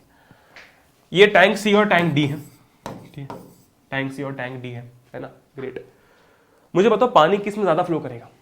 तुम खुद सोच सकते हो यार, उधर ना डिफरेंस ज्यादा है, उधर प्रेशर डिफरेंस ज्यादा है, या फिर अगर वो एक हाइट पे होता तो हाइट डिफरेंस ज्यादा होता, ठीक है। यहाँ पर डिफरेंस कम है, यहाँ पर पानी कम फ्लो करेगा जब तक एक लेवल पर ना आ जाए, ठीक है, वहां पर पानी ज्यादा फ्लो करेगा, ठीक, ग्रेट। इसका क्या मतलब हुआ कि जो फ्लो है, ठीक है, फ्लो किस पे डिपेंड कर रहा है? डिफरेंस पे, है ना। फ्लो किस पे डिपेंड कर रहा है? डिफरेंस पे डिपेंड कर रहा है। यहां पर डिफरेंस कम है तो पानी कम फ्लो कर रहा होगा, यहां पर डिफरेंस ज्यादा है तो पानी जो डिफरेंस है ज्यादा है तो पानी ज्यादा फ्लो कर रहा होगा। अच्छा, वैसे ही मैं तुमको बताता हूं क्या होता है, ठीक है। वैसे ही जो पोटेंशियल डिफरेंस है और जो करंट है ना, वो एक दूसरे से रिलेटेड होते हैं, कि जब पोटेंशियल डिफरेंस ज्यादा होगा तो करंट भी ज्यादा फ्लो करेगा, जब पोटेंशियल डिफरेंस कम होगा तो करंट भी कम फ्लो करेगा, है ना। तुम मुझे बताओ कि अगर भाई साहब अगर ज्यादा पोटेंशियल डिफरेंस क्रिएट हो गया, ठीक है, ज्यादा पोटेंशियल डिफरेंस क्रिएट हो गया तो करंट भी ज्यादा फ्लो करेगा, है ना, सब कुछ ज्यादा रेट में होगा, है ना, बहुत सही, ठीक है। इसका क्या मतलब है कि V और I जो है एक दूसरे से रिलेटेड है। एग्जांपल मैंने तुमको दे दिया टैंक का कि भैया प्रेशर डिफरेंस एक जगह ज्यादा था तो ज्यादा पानी फ्लो करेगा, एक जगह कम था तो कम पानी फ्लो करेगा, मतलब डिफरेंस पे डिपेंड कर रहा है, ठीक, ग्रेट। तो ओम्स लॉ यही कहता है, देखो जरा, Ohm's law states that electric current flowing in a conductor is directly proportional to the potential difference across the ends of the conductor। मतलब जो आपका करंट है ना, वो डायरेक्टली प्रोपोर्शनल है पोटेंशियल डिफरेंस के, कि जितना ज्यादा पोटेंशियल डिफरेंस उतना ज्यादा करंट, ठीक है, ग्रेट। प्रोवाइडेड, ये बहुत इंपॉर्टेंट है, provided temperature and other physical conditions remains constant, ठीक है। मतलब ये कि फिजिकल जितनी भी कंडीशंस होती है और जो आपका टेम्परेचर होता है वो कांस्टेंट रहे, ठीक है। उस कंडीशन में जो इलेक्ट्रिक करंट है that is directly proportional to potential difference. इसीलिए देखो जो लाइन है वो एक स्ट्रेट लाइन बनी है, जो लाइन बनी है वो एक स्ट्रेट लाइन बनी है। स्ट्रेट लाइन क्यों बनी है? इधर वोल्टेज है और इधर करंट है। स्ट्रेट लाइन क्यों बनी है? इसलिए बनी है क्योंकि वोल्टेज और करंट एक दूसरे के डायरेक्टली प्रोपोर्शनल है, या फिर तुम बोलो करंट जो है वो डायरेक्टली प्रोपोर्शनल है किसके? वोल्टेज के, ठीक। अच्छा हाँ, एक और चीज बता दूं कि पोटेंशियल डिफरेंस जो है ना उसको ही वोल्टेज बोलते हैं, ठीक है। तो जहां भी तुमको वोल्टेज दिखे कंफ्यूज मत हो जाना, ठीक है, बहुत बढ़िया, है ना, ग्रेट। तो ये देखो I is directly proportional to V। भाई साहब करंट जो है वो किसके डायरेक्टली प्रोपोर्शनल है? वोल्टेज के। जितना ज्यादा वोल्टेज होगा उतना ज्यादा करंट होगा, ठीक है, great. So I is equals to I directly proportional है V के, ठीक है, ग्रेट। अब हमें यार बचपन से एक चीज पढ़ाई गई है, वो ये है कि अगर हमें ये प्रोपोर्शनलिटी का साइन हटाना है, ठीक है, तो हमें, और अगर हमें इक्वल टू का साइन लाना है तो हमें एक कांस्टेंट की जरूरत पड़ती है कि नहीं? हमें एक कांस्टेंट की जरूरत पड़ती है, और वो कांस्टेंट इस केस में क्या है? देखो जरा, I is directly proportional to V, I R is equals to V, ठीक है। तो ये जो प्रोपोर्शनलिटी का साइन हट के इज इक्वल टू का साइन आया है वो किस कारण से आया है? इस R के कारण आया है। तो R इज अ कांस्टेंट, ठीक है। R क्या है? R एक कांस्टेंट है, ठीक है, great. R is a constant for the given metallic wire at a given temperature and it's called resistance. तो R क्या चीज है? रेजिस्टेंस है। हाँ, ये वही रेजिस्टेंस है जो तुम समझ रहे हो। जैसे कि मान लो वो नहीं होते जो एक्सरसाइज के लिए रेजिस्टेंस बैंड आते हैं, है ना। जैसे कि वो बैंड के थ्रू अगर आप एक्सरसाइज करते हो तो वो आपको रेजिस्ट करते हैं, है ना। वो आपको, अगर आपने उसको हाथ में पकड़ के रखा है और आप ऐसा कर रहे हो, ठीक है, तो क्या होता है कि वो आपको रेजिस्ट करते हैं, वो आपका हाथ उठने नहीं देते, यानी कि वो आपको रेजिस्ट कर रहे हैं, ठीक है। वैसे ही मान लो कि अगर आप रोड पर जा रहे हो, ठीक है, और बहुत सारा ट्रैफिक है, तो ये ट्रैफिक क्या कर रहा है, आपके फ्लो को रेजिस्ट कर रहा है ना। ये ट्रैफिक क्या कर रहा है, आपके फ्लो को रेजिस्ट कर रहा है, आपको इजीली स्मूथली जाने नहीं दे रहा, ठीक है। तो ट्रैफिक क्या है हमारे केस में, एक रेजिस्टेंस है, ठीक है। भाई अगर ट्रैफिक नहीं होता, सोचो वो सिनेरियो जब ट्रैफिक नहीं होता तो हम बहुत इजीली जा सकते हैं, पर ट्रैफिक है, मतलब क्या है कि हमारा फ्लो रेजिस्ट हो रहा है, बहुत सारी गाड़ियां जो है हमारे फ्लो को रेजिस्ट कर रही है, हमें इजीली जाने नहीं दे रही, ठीक है। तो रेजिस्टेंस भी सेम वही होता है, ठीक है। रेजिस्टेंस का मतलब ही यही है, मैं तुमको आगे डेफिनेशन में बताऊंगा इसी। रेजिस्टेंस का मतलब ही यही है कि यार इलेक्ट्रॉन से फिर चार्जेस के फ्लो को रेजिस्ट करना, ठीक है। इलेक्ट्रॉन से फिर चार्जेस के फ्लो को रेजिस्ट करना इज नोन एज रेजिस्टेंस, ठीक है। मतलब कंडक्टर के अंदर इलेक्ट्रॉन्स मूव करेंगे, ठीक है, तो उनको स्मूथली मूव ना करने देना, उनके रास्ते में कुछ ना कुछ बाधा डालना, कुछ ना कुछ प्रॉब्लम्स डालना इज नोन एज रेजिस्टेंस, ठीक है। ग्रेट। अब एक छोटा सा न्यूमेरिकल है हमारे पास में, वो न्यूमेरिकल जो है वो इस फॉर्मूला को लेकर है, which is V is equals to IR। हालांकि हमने इसके बारे में अभी तक ज्यादा कुछ पढ़ा नहीं है, पर ऐसे क्वेश्चंस जब भी जनरली आते हैं ना, ठीक है, तो ऐसे क्वेश्चंस के अंदर क्या होता है कि हमको डायरेक्टली फॉर्मूला में वैल्यू पुट करनी होती है। क्या दे रखा है, दे रखा है कि एक इलेक्ट्रिक आयरन है, उसका रेजिस्टेंस 50 ओम है, ठीक है, बहुत बढ़िया। कितना करंट फ्लो कर रहा है उसके अंदर से, 4.2 एम्पियर का करंट जो है उसके अंदर से फ्लो कर रहा है, ठीक है। हमें निकालना है वोल्टेज। अच्छा, V is equals to IR, इस फॉर्मूला में मुझे I दे दिया, मुझे R दे दिया, मुझे V निकालना है। क्या मैं निकाल सकता हूं, बड़ी ही आसानी से निकाल सकता हूं। V हो जाएगा 4.2 इंटू 50, है ना। 50 इंटू 4.2 कितना होगा बताओ मेरे को जरा। 2 0 0 1 0 20 0 0 1 2 कितना हो जाएगा 210, ठीक है, वोल्ट। ये लगाना बहुत इंपॉर्टेंट है, इसके नंबर होते हैं, अगर ये नहीं लगाया तो नंबर कटते हैं, ठीक है। मैंने यार ये कोर्स के अंदर भी बताई थी ये स्टोरी, तो मैं भी बताता हूँ।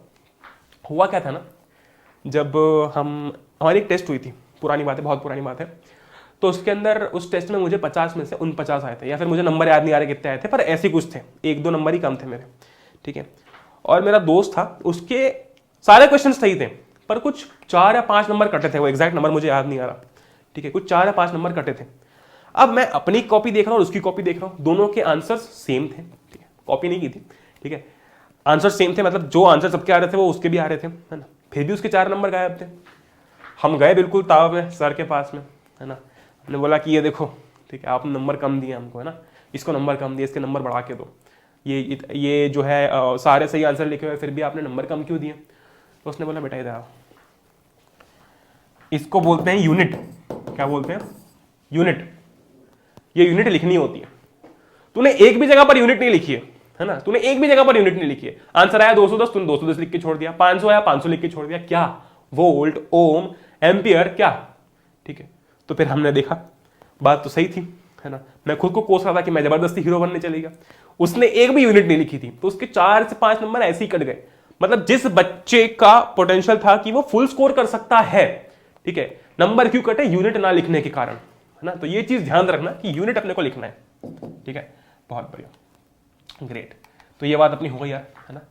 रेजिस्टेंस की भी मैं बात तुमसे भी कर लेता हूं कि रेजिस्टेंस क्या है ना। रेजिस्टेंस क्या है, जैसे कि मैंने तुमको बताया, it is a property of a conductor due to which it resist the flow of electric current through it, ठीक है। जैसे कि मान लो कि ये अपना कंडक्टर है, इसको मैं थोड़ा सा एनलार्ज करके बता रहा हूं, ठीक है। क्या होगा, इसके अंदर इलेक्ट्रॉन्स होंगे,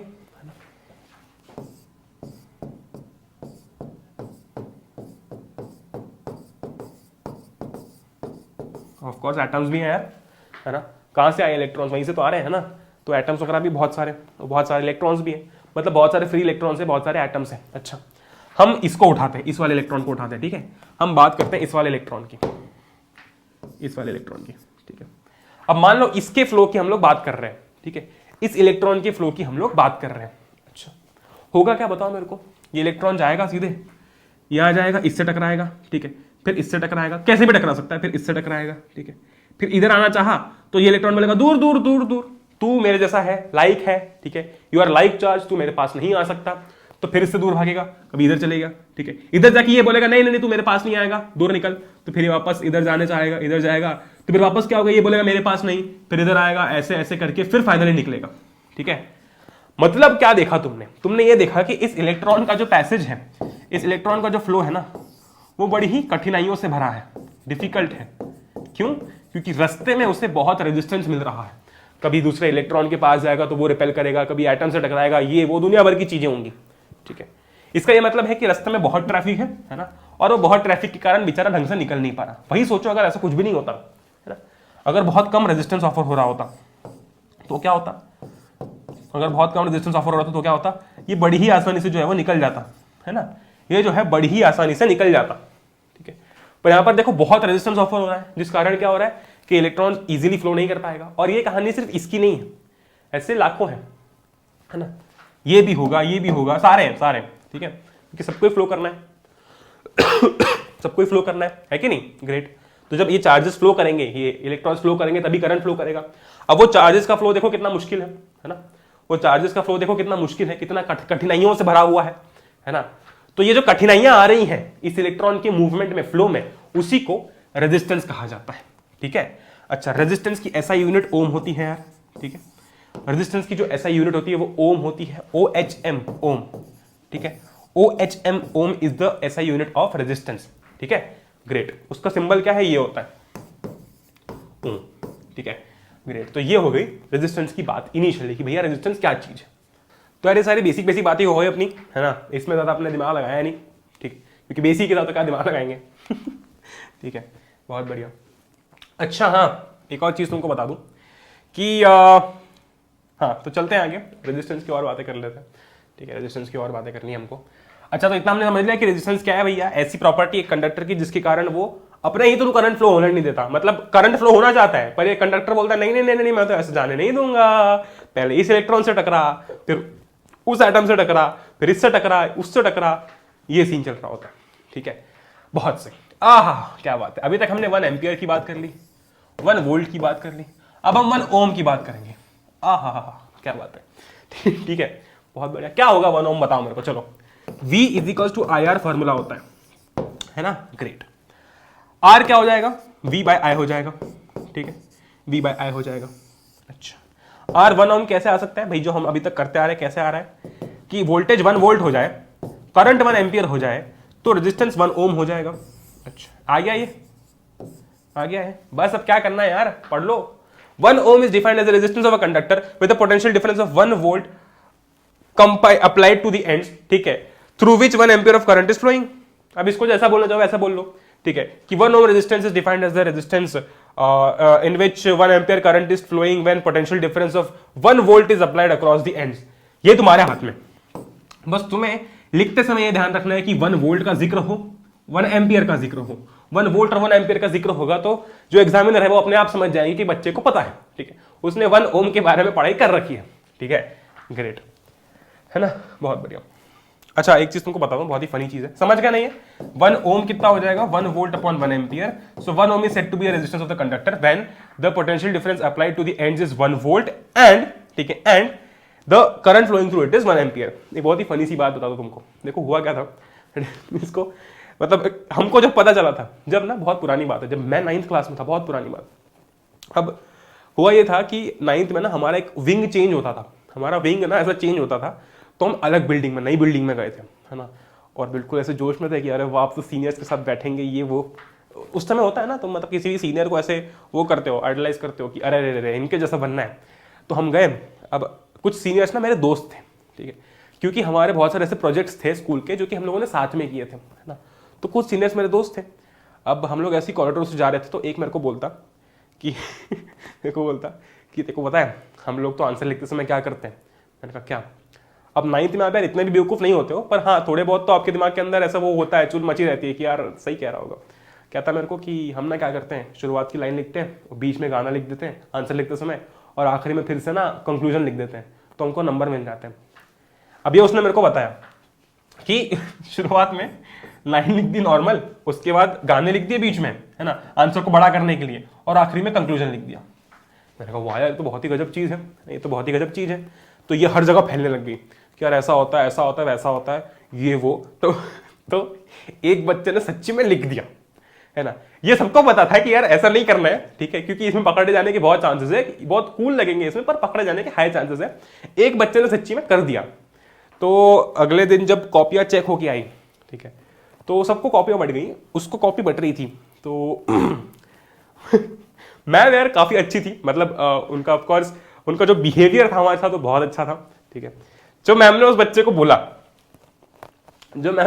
बोला दैट वाज वेरी अमेजिंग। मतलब मैं लिटरली कह रहा हूं, कोई दूसरा टीचर होता तो ही और she would have lost his school, उसको बहुत डांट पड़ती, पर वो मैम ने उसको बोला कि अगली बार जब लिखो तो लिरिक्स सही लिखना। पूरी क्लास के सामने ये चल रहा है वहां पे। तो मतलब वो बहुत ही फनी इंसिडेंट था, आज तक मेरे को याद है, ठीक है। आज भी जब हम कभी बात करते तो उस बार डिस्कशन होता है ये कैसे, मतलब कोई बच्चा कैसे लिख सकता है ना। तो ये काफी हवा चलती थी कि अरे अरे अरे ये तो गाने लिख देंगे बीच में। तो अच्छा हुआ टीचर ने ज्यादा उसको डांटा नहीं तो बहुत डांट पड़ती बाकी कोई टीचर होते तो। खैर, coming back to the topic, है ना। अब हम लोग बात करने वाले, हम लोगों ने बात कर ली कि रेजिस्टेंस होता क्या है ना, व्हाट इज रेजिस्टेंस, ठीक।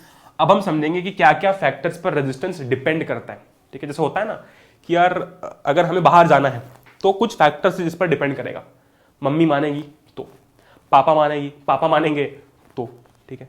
तो कुछ फैक्टर्स हैं जिस पर हमारा बाहर निकलना डिपेंडेंट है ना, कि अगर मम्मी नहीं मानेगी तो हम बाहर नहीं निकल पाएंगे, पापा नहीं मानेंगे तो हम बाहर नहीं निकल पाएंगे। हाँ, अगर मम्मी और पापा दोनों मानेंगे तो हम बाहर निकल सकते हैं, ठीक है।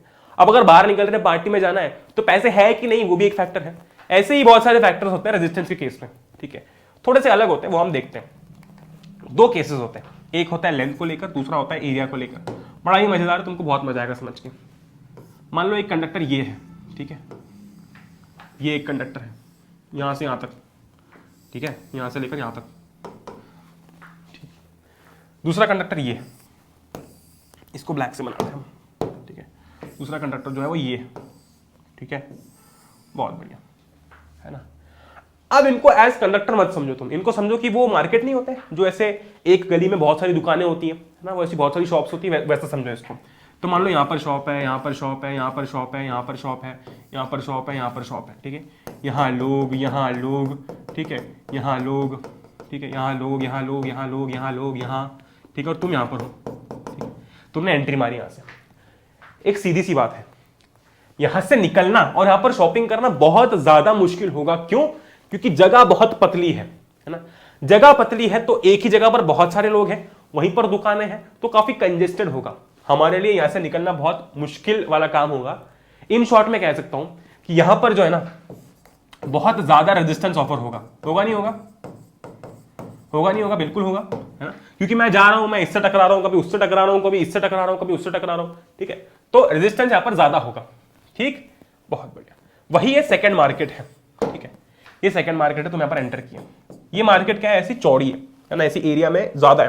तो यहां पर एक दुकान है, यहां पर एक दुकान है, यहां पर एक दुकान है, यहां पर लोग, यहां पर लोग, यहां पर लोग, यहां पर लोग, यहां पर लोग बटे हुए हैं।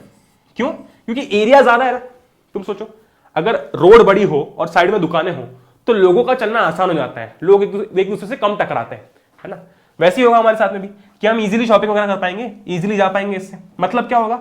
मतलब हम इजीली जा पा रहे हैं, है ना, मतलब हमें रेजिस्टेंस कम मिल रहा है। भाई हम अगर इजीली नहीं जा पाते तो उसका कारण क्या था? कि रेजिस्टेंस ज्यादा था, है ना। हम इजीली जा पा रहे हैं, इसका क्या मतलब है? रेजिस्टेंस कम है। क्योंकि हम अगर इजीली जा पाएंगे उसका कारण यही होगा ना कि रेजिस्टेंस कम ऑफर हो रहा है। सेम होता है इलेक्ट्रॉन्स के साथ में, ठीक है। Same is the case with electrons, ठीक है। वो क्या है? वो ये है कि resistance is directly proportional to length and resistance is inversely proportional to area, ठीक है। समझाता हूं कैसे। मतलब ये कि जितनी ज्यादा लेंथ होगी, ठीक है, तुम सोचो अगर ये बहुत लंबा है, ठीक है, ये बहुत ज्यादा लंबा है ना, और जगह बहुत पतली है ना, एरिया कम है, जगह बहुत पतली और बहुत लंबा है, तो तुमको बहुत ज्यादा रेजिस्टेंस मिलेगा आगे तक, है ना। अच्छा, तो लेंथ अगर ज्यादा है तो रेजिस्टेंस भी ज्यादा है, यानी कि करंट लेस, करंट कम। फिर ऐसे कह सकते हो कि ऐसे कह सकते हो, इसको हटा दो फिलहाल के लिए, तुम बस रेजिस्टेंस पर ध्यान दो कि यार तुम चल रहे हो, तुमको बहुत रेजिस्टेंस मिल रहा है, बहुत मिल रहा है, क्योंकि लेंथ ज्यादा है। तो जब लेंथ ज्यादा होती है तो रेजिस्टेंस भी ज्यादा ऑफर होता है। अच्छा, यहां पर आओ, यहां पर जगह चौड़ी है, एरिया काफी ज्यादा है, ठीक है, एरिया काफी ज्यादा है, इसका ये मतलब है कि तुम आसानी से चल पा रहे हो, आसानी से चल पा रहे हो मतलब तुम्हें कम रेजिस्टेंस ऑफर हो रहा है ना, मतलब तुम्हें कम रेजिस्टेंस मिल रहा है। इसका क्या मतलब हुआ कि resistance is inversely proportional to area, जितना ज्यादा एरिया उतना कम रेजिस्टेंस, क्योंकि उतनी ही आसानी से आप फ्लो कर पा रहे हो, ठीक है। यहां पर अब करंट के मामले में देखो, ठीक है, यहां पर क्या होगा कि रेजिस्टेंस ज्यादा होगा क्योंकि लेंथ ज्यादा है, और अगर रेजिस्टेंस ज्यादा होगा तो करंट को फ्लो करने में दिक्कत होगी, इलेक्ट्रॉन्स को फ्लो करने में दिक्कत होगी, है ना। यहां पर क्या होगा कि एरिया ज्यादा है तो रेजिस्टेंस कम होगा, और रेजिस्टेंस कम होगा तो इलेक्ट्रॉन्स को फ्लो होने में आसानी होगी। इन शॉर्ट, अगर लेंथ ज्यादा है तो रेजिस्टेंस ज्यादा, ठीक है, एरिया ज्यादा है तो रेजिस्टेंस कम, ठीक है, और अगर रेजिस्टेंस ज्यादा होता है तो भैया इलेक्ट्रॉन्स को फ्लो करने में दिक्कत होती है। मैंने बहुत बार तुमको एग्जांपल लेके समझा दिया, ठीक है। अगर जो एरिया होता है वो ज्यादा होता है तो इलेक्ट्रॉन्स को फ्लो होने में आसानी होती है, ठीक है, बहुत बढ़िया, ठीक है, बहुत बढ़िया। तो ये बात हमने समझ ली। अच्छा, तो ये देखो, ये फॉर्मूला तुम्हारे पास में भी आने वाला है, R is directly proportional to L मान लिया, R is inversely proportional to A मान लिया, इन दोनों को कंबाइन कर दिया तो क्या हो जाएगा, R is directly proportional to L by A, क्योंकि L ऊपर है और A नीचे है, ठीक है, great.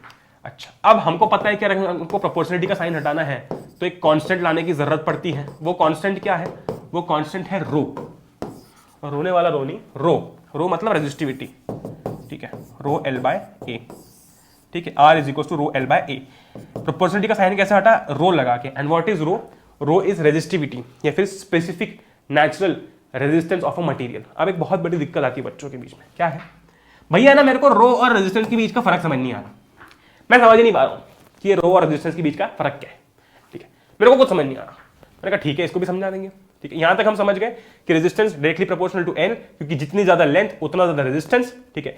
Resistance inversely proportional to area, क्योंकि जितना ज्यादा एरिया उतना कम रेजिस्टेंस, ठीक है, ग्रेट, बहुत बढ़िया। तो हमने कंबाइन करके ये बनाया, और ये प्रोपोर्शनलिटी का साइन हटाने के लिए हमने कांस्टेंट लगाया जो कि है रो, तो R हो जाएगा rho L by A, and rho is the resistivity या फिर आप कह सकते हो स्पेसिफिक नेचुरल रेजिस्टेंस, ठीक, ग्रेट। अब हम लोग रेजिस्टेंस और रेजिस्टिविटी का डिफरेंस समझने से पहले रेजिस्टेंस हम किन किन टाइप के देखेंगे वो समझ लेते हैं। ये बहुत इजी टॉपिक है यार, ठीक है, सबसे इजी टॉपिक है इस चैप्टर का, जो कि है सीरीज और पैरेलल रेजिस्टेंस, ठीक है। ये सीरीज और पैरेलल का क्या मतलब है, सीरीज और पैरेलल मतलब किस तरीके से कनेक्शन हो रहा है रेजिस्टर्स का, ठीक है। जैसे कि अगर तुम ये देखोगे, अगर इसको देखोगे तो इस डायग्राम को ध्यान से देखो एक बार, ठीक है, ये सब भूल जाओ, ये क्या लगा हुआ सब भूल जाओ, वैसे तो वोल्ट मीटर है पर भूल जाओ। ये एक रजिस्टर है ना, और इस रजिस्टर का रेजिस्टेंस कितना है, R1 है मान लो, ठीक है। ये एक रजिस्टर है, इसका रेजिस्टेंस है मान लो R2, ठीक है, और ये एक रजिस्टर है जिसका रेजिस्टेंस R3 है, ठीक है। अगर तुम ध्यान से नोटिस करोगे तो ये तीनों रजिस्टर्स एक ही लाइन में लगे हुए हैं, बैक टू बैक, है ना, ऐसे लगे हुए हैं, ये पहला, ये दूसरा, ये तीसरा, बैक टू बैक लगे हुए हैं, ठीक है। इसलिए ऐसे टाइप के कनेक्शन को हम क्या बोलते हैं, सीरीज, ठीक है। ये क्या है, सीरीज है, क्यों, क्योंकि एक सीरीज ऑफ मतलब एक ही लाइन में सारे रजिस्टर्स हैं, है ना, ये सब एक ही लाइन में है, ठीक है। जैसे कि हमारे घर में नहीं होता, दिवाली के टाइम पे सीरीज लगती है, क्योंकि वो सारी की सारी जो लाइटें होती हैं, है ना, वो सारी की सारी जो लाइटें होती हैं, ऐसे कुछ प्रकार की कुछ वो लाइटें दिखती हैं, ठीक है, वो सारी एक सीरीज में होती हैं, है ना, वो सारी की सारी एक ही लाइन में एक ही सीरीज में होती है, तो इसलिए उसको हम सीरीज बुलाते हैं। वही सेम खेल है यहाँ पर, सारे रजिस्टर्स जो हैं, जैसे कि जो R1 ऑफर कर रहा है वो भी, जो R2 ऑफर कर रहा है वो भी, और जो R3 ऑफर कर रहा है वो भी, तीनों एक ही लाइन में है, तो इसको हम लोग सीरीज रेजिस्टेंस बुलाते हैं। अच्छा, वही अगर मैं बोलूं कि एक और टाइप का रेजिस्टेंस का कॉम्बिनेशन होता है जो कि होता है पैरेलल, ठीक है। पैरेलल मतलब क्या भाई, हमको पता है ये और ये तीन कैसी लाइन्स है यार, ये तीन पैरेलल लाइन्स है ना, ये तीन कैसी लाइन्स हैं, पैरेलल लाइन्स है ना, बहुत बढ़िया। वैसे ही टाइप का कुछ होता है पैरेलल रेजिस्टेंस, ये देखो,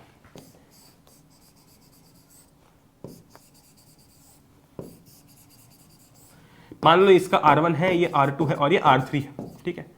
यहां पर ये कनेक्शन क्लोज हो गया, ठीक है, देखो जरा, यही देख लो, नहीं तो R1, R2 और R3, ये R1 है, ये R2 है और ये R3, तीनों कैसे कनेक्टेड है, एक के नीचे एक कनेक्टेड है, और कैसे कनेक्टेड है वो भी पैरेलल, है ना, ये इसके पैरेलल, ये इसके पैरेलल, तो ये रेजिस्टेंस, ये कनेक्शन कैसा है, पैरेलल है, ठीक है। ये कैसा है, पैरेलल है, समझ गए बात को, बहुत सही। तो सीरीज मतलब क्या, बैक टू बैक, ये सीरीज। पैरेलल मतलब क्या, जो एक दूसरे से पैरेलली कनेक्टेड है, ऐसा भी हो सकता है, ऐसा भी हो सकता है, और यहाँ पर लगा दो। ये सारे कैसे हैं? पैरेलल है, ठीक है, ये सारे कैसे हैं? पैरेलल है, ठीक, ग्रेट, बहुत सही। अब हम आगे समझेंगे इनके फॉर्मूलाज, है ना, समझते हैं, चलो। अच्छा, अब पहले बात करते हैं यार सीरीज रेजिस्टेंस की। सबसे पहले किसकी बात होगी? सीरीज रेजिस्टेंस की बात होगी। ऑल्सो एक चीज तुमको बता दूं, अगर तुमने अभी तक चैनल को सब्सक्राइब नहीं किया है यार, लाल कलर का बटन है, उसको दबाकर सब्सक्राइब जरूर करना, क्योंकि तुम्हें बहुत सारा अच्छा अच्छा कंटेंट यहाँ पर देखने को मिलता है, ठीक है। और साथ ही साथ में लाइक करना मत भूलना इस वीडियो को अगर पसंद आया तो, और शेयर करना अपने फ्रेंड्स के साथ में अगर ये लेक्चर पसंद आता है तो, ताकि उनका भी थोड़ा सा भला हो पाए, और वो भी एग्जाम के अंदर गाने ना लिख के आए ठीक है। बात हम करेंगे सीरीज रेजिस्टेंस की। देखो सीरीज रेजिस्टेंस में क्या होता है, एक चीज तुमको बताता हूं कि जो यहां से करंट निकल रहा है आई, है ना, मान लो ऐसे आई करंट निकल रहा है, ठीक है, तो इन रेजिस्टर्स के अक्रॉस करंट जो है वो सेम रहता है, ठीक है, यानी कि जो करंट इसके अक्रॉस है वही करंट इसके अक्रॉस रहेगा और वही करंट इसके अक्रॉस रहेगा, ठीक है। तो सीरीज, ये देखो, ये समझना बहुत इंपॉर्टेंट है यार, ठीक है, और इसको ऐसे ही समझो, ठीक है, एक बार में बिल्कुल घोट के पी जाओ। वो क्या है? वो ये है कि सीरीज के केस में जो करंट है ना वो सेम रहेगा, ठीक है, करंट जो है वो सेम रहेगा, मतलब जो करंट इसके अक्रॉस है वही इसके अक्रॉस रहेगा और वही इसके अक्रॉस रहेगा।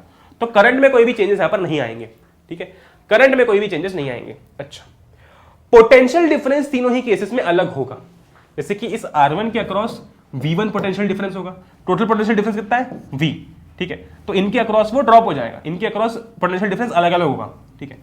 तो इसके अक्रॉस कितना है? R1 के अक्रॉस V1 है, R2 के अक्रॉस V2 है और R3 के अक्रॉस V3 है, ठीक है, समझ रहे हो बात को?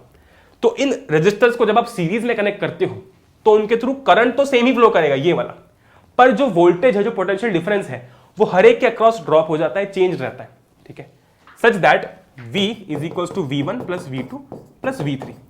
मतलब जो टोटल पोटेंशियल डिफरेंस है ना वो किसके बराबर है? V1 plus V2 plus V3 के, है ना, क्योंकि कुछ नया तो जन्म नहीं होगा ना, ऐसे ऐसे थोड़ी होगा कि यहां पर एक नया पोटेंशियल डिफरेंस क्रिएट हो गया, है ना। तो V1 की वैल्यू इस जितना आ रहा है पोटेंशियल डिफरेंस उससे भी ज्यादा नहीं, भाई जो भी होना है उसी में होना है। तो तुम बस इतना समझो यार, बस इतना समझो कि सीरीज में सबके अक्रॉस करंट सेम रहेगा, करंट सेम रहेगा, इतना याद रखो बस। और जो वोल्टेज है वो क्या रहेगा? चेंज होगा, वोल्टेज या फिर पोटेंशियल डिफरेंस जो है वो चेंज होगा, बहुत सही, ठीक। हाँ, अब समझते हैं कि हम इसका फॉर्मूला कैसे निकाल सकते हैं। तो देखो जरा, मुझे एक बात बताओ, टोटल पोटेंशियल डिफरेंस कितना हो जाएगा? V, भाई V1 plus V2 plus V3, हाँ या ना? बताओ मेरे को। बिल्कुल हाँ, क्योंकि पोटेंशियल डिफरेंस कोई नया तो जन्म होगा नहीं, तो जो यही था वही इन तीनों में ड्रॉप हुआ। जैसे कि मान लो कि मैंने 8 को लिख दिया 3 प्लस 2 प्लस, या फिर ऐसा लिख दिया मैंने 8 को लिख दिया मैंने 4 प्लस 2, ठीक है, 4 प्लस 1 लिख दिया है, फिर 4 प्लस 1 प्लस 3, ठीक है, ऐसे लिख दिया, ठीक है। तो मान लो ये V1 है, ये V2 है, ये V3 है, भाई तीनों को ऐड करने पे तो यही आएगा ना, है ना। तीनों को एक को तुमने तोड़ दिया 3 में, पर तीनों को जब ऐड करोगे तो वापस यही आएगा, 4 प्लस 1 5, 5 प्लस 3 8, तो वही सीन है। तो हमने क्या किया कि V जो है उसको V1 V2 और V3 में तोड़ दिया। हमने नहीं तोड़ा, वो इसलिए टूटा क्योंकि यहाँ पर सीरीज में रेजिस्टर्स कनेक्टेड थे और इनके अक्रॉस पोटेंशियल डिफरेंस जो है वो चेंज रहता है ना। ये जो कनेक्टेड ना, पर ये क्या है? ये आपके वोल्ट मीटर्स है, तो ये वाला वोल्ट मीटर इसके अक्रॉस का पोटेंशियल डिफरेंस बता रहा है, ये वाला इसके अक्रॉस का और ये वाला इसके अक्रॉस का, ठीक है। तो इसके अक्रॉस का मान लो V1 आया, इसके अक्रॉस का मान लो V2 आया और इसके अक्रॉस का मान लो V3 आया, ठीक है। तो V कितना हो गया? V1 plus V2 plus V3। अच्छा, हमें एक चीज पता है यार कि V is equal to IR होता है, बिल्कुल होता है। V is equal to IR होता है, बिल्कुल होता है, ठीक है, बहुत ही बढ़िया। V is equal to IR जो है वो होता है, ग्रेट। तो अगर मैं V की जगह पर IR लिख दूं तो कोई परेशानी? कोई परेशानी नहीं। वही अगर मैं V1 की जगह पर R1 लिख दूं, क्यों? क्योंकि I जो है, मैंने जैसे कि बताया, करंट सबके अक्रॉस सेम रहेगा, तो इसके अक्रॉस भी I ही रहेगा, इसके अक्रॉस भी I, इसके अक्रॉस भी I, है ना। पर इसके अक्रॉस रेजिस्टेंस कितना है? R1 है, ठीक है। तो V1 को मैं R1 लिख सकता हूं, बिल्कुल लिख सकता हूं। वैसे ही V2 को मैं क्या लिख सकता हूं? R2 लिख सकता हूं, और V3 को मैं R3 लिख सकता हूं, है कि नहीं? है कि नहीं? बताओ मेरे को। बिल्कुल ठीक है, क्योंकि करंट सबके अक्रॉस सेम है, R1 R2 R3 रजिस्टर्स है, ठीक है, ग्रेट। अब एक काम करो, I कॉमन निकाल लो, तो IR हो जाएगा I R1 plus R2 plus R3, ठीक है, ग्रेट। I से I कैंसिल, R कितना आया अपना? ये देखो R कितना आया? R1 plus R2 plus R3। This R is not simple R but is R equivalent. मतलब अगर कोई मुझसे पूछता है कि इस पूरे सर्किट का मुझे रेजिस्टेंस बताओ कितना होगा, तो वो ये होगा, जब मैं इन तीनों को ऐड करूंगा ना, इन तीनों को जब मैं ऐड करूंगा, ठीक है, तो मेरे पास में सीरीज के केस में अगर मुझे कोई दे देता है एक क्वेश्चन, बोलता है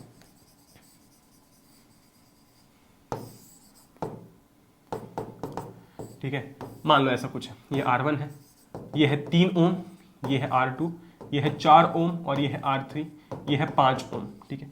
मुझे कोई पूछता है कि बताओ इस सर्किट में इक्विवेलेंट रेजिस्टेंस कितना होगा, टोटल रेजिस्टेंस कितना होगा, तो मैं क्या बोलूंगा, भाई मेरे को फॉर्मूला पता है सीरीज का, वो क्या होता है, ReQ इज इक्वल्स टू ये फॉर्मूला है आपका, ये फाइनल फॉर्मूला है, is equals to R1 plus R2 plus R3, ठीक है। R1 कितना हो जाएगा 3, R2 कितना हो जाएगा 4, R3 कितना हो जाएगा 5, 3 प्लस 4 7, 7 और 5 12, तो इसका रेजिस्टेंस कितना हो जाएगा टोटल, सबको ऐड करने पे कितना आया, 12 आया, तो आंसर क्या हो जाएगा 12, ठीक है। तो कहने का मतलब ये तो यहां तक तो डेरिवेशन था यार, देखो, ठीक है। कहने का मतलब ये है कि सीरीज के केस में सारे रेजिस्टर्स को ऐड किया जाता है, ठीक है, भले ऐसे कितने भी हो, 5 हो 6 हो 10 हो, अगर सारे सीरीज में है तो सबको बस डायरेक्टली ऐड करना है, ठीक है, ग्रेट। तो मुझे कोई दे दे कि 5 ओम है, ये 4 ओम, ये 3, ये 10, ये 15, ये 16, ये 18, ऐसे 5-6 दे दिए, बोला कि बताओ इक्विवेलेंट रेजिस्टेंस क्या होगा, तो मैं क्या करूंगा, सबको ऐड कर दूंगा, ठीक है, 5 4 जितने भी है सबको ऐड कर दूंगा, जो भी फाइनल आंसर आएगा वो आ जाएगा, ठीक है, ग्रेट। तो ये बात हो गई अपनी सीरीज की। सीरीज का फॉर्मूला होता है R is equal to R1 plus R2 plus R3, ठीक है, ग्रेट, बहुत बढ़िया। फिर हम आते हैं यार पैरेलल रेजिस्टेंस के ऊपर, और पैरेलल के केस में कहानी थोड़ी सी चेंज होती है, बदली बदली सी होती है। क्या होती है वो देखते हैं जरा, ठीक है, क्या होती है। देखो हमने सीरीज में क्या देखा, सीरीज के केस में करंट जो है वो सेम था सारे रेजिस्टर्स के अक्रॉस, ठीक है, और वोल्टेज जो है वो डिफरेंट था, या फिर पोटेंशियल डिफरेंस जो है वो डिफरेंट था। पैरेलल में इसका उल्टा हो जाता है, बस करंट चेंज हो जाएगा, ठीक है, करंट जो है वो चेंज हो जाएगा एंड जो वोल्टेज है वो सेम रहेगा, ठीक है, वोल्टेज जो है वो सेम रहेगा, ठीक है। इसका रीजन क्या हो सकता है, तुम देखो जरा यार, खुद देखो, जब करंट यहां से आएगा, करंट ऐसे जब आएगा, ठीक है, इस पॉइंट पर देखो, इस पॉइंट पर करंट के पास जाने के 3 रास्ते हैं, या तो करंट यहां जा सकता है, करंट यहां जा सकता है और करंट यहां भी जा सकता है, तो भाई करंट तीनों डायरेक्शन में जाएगा।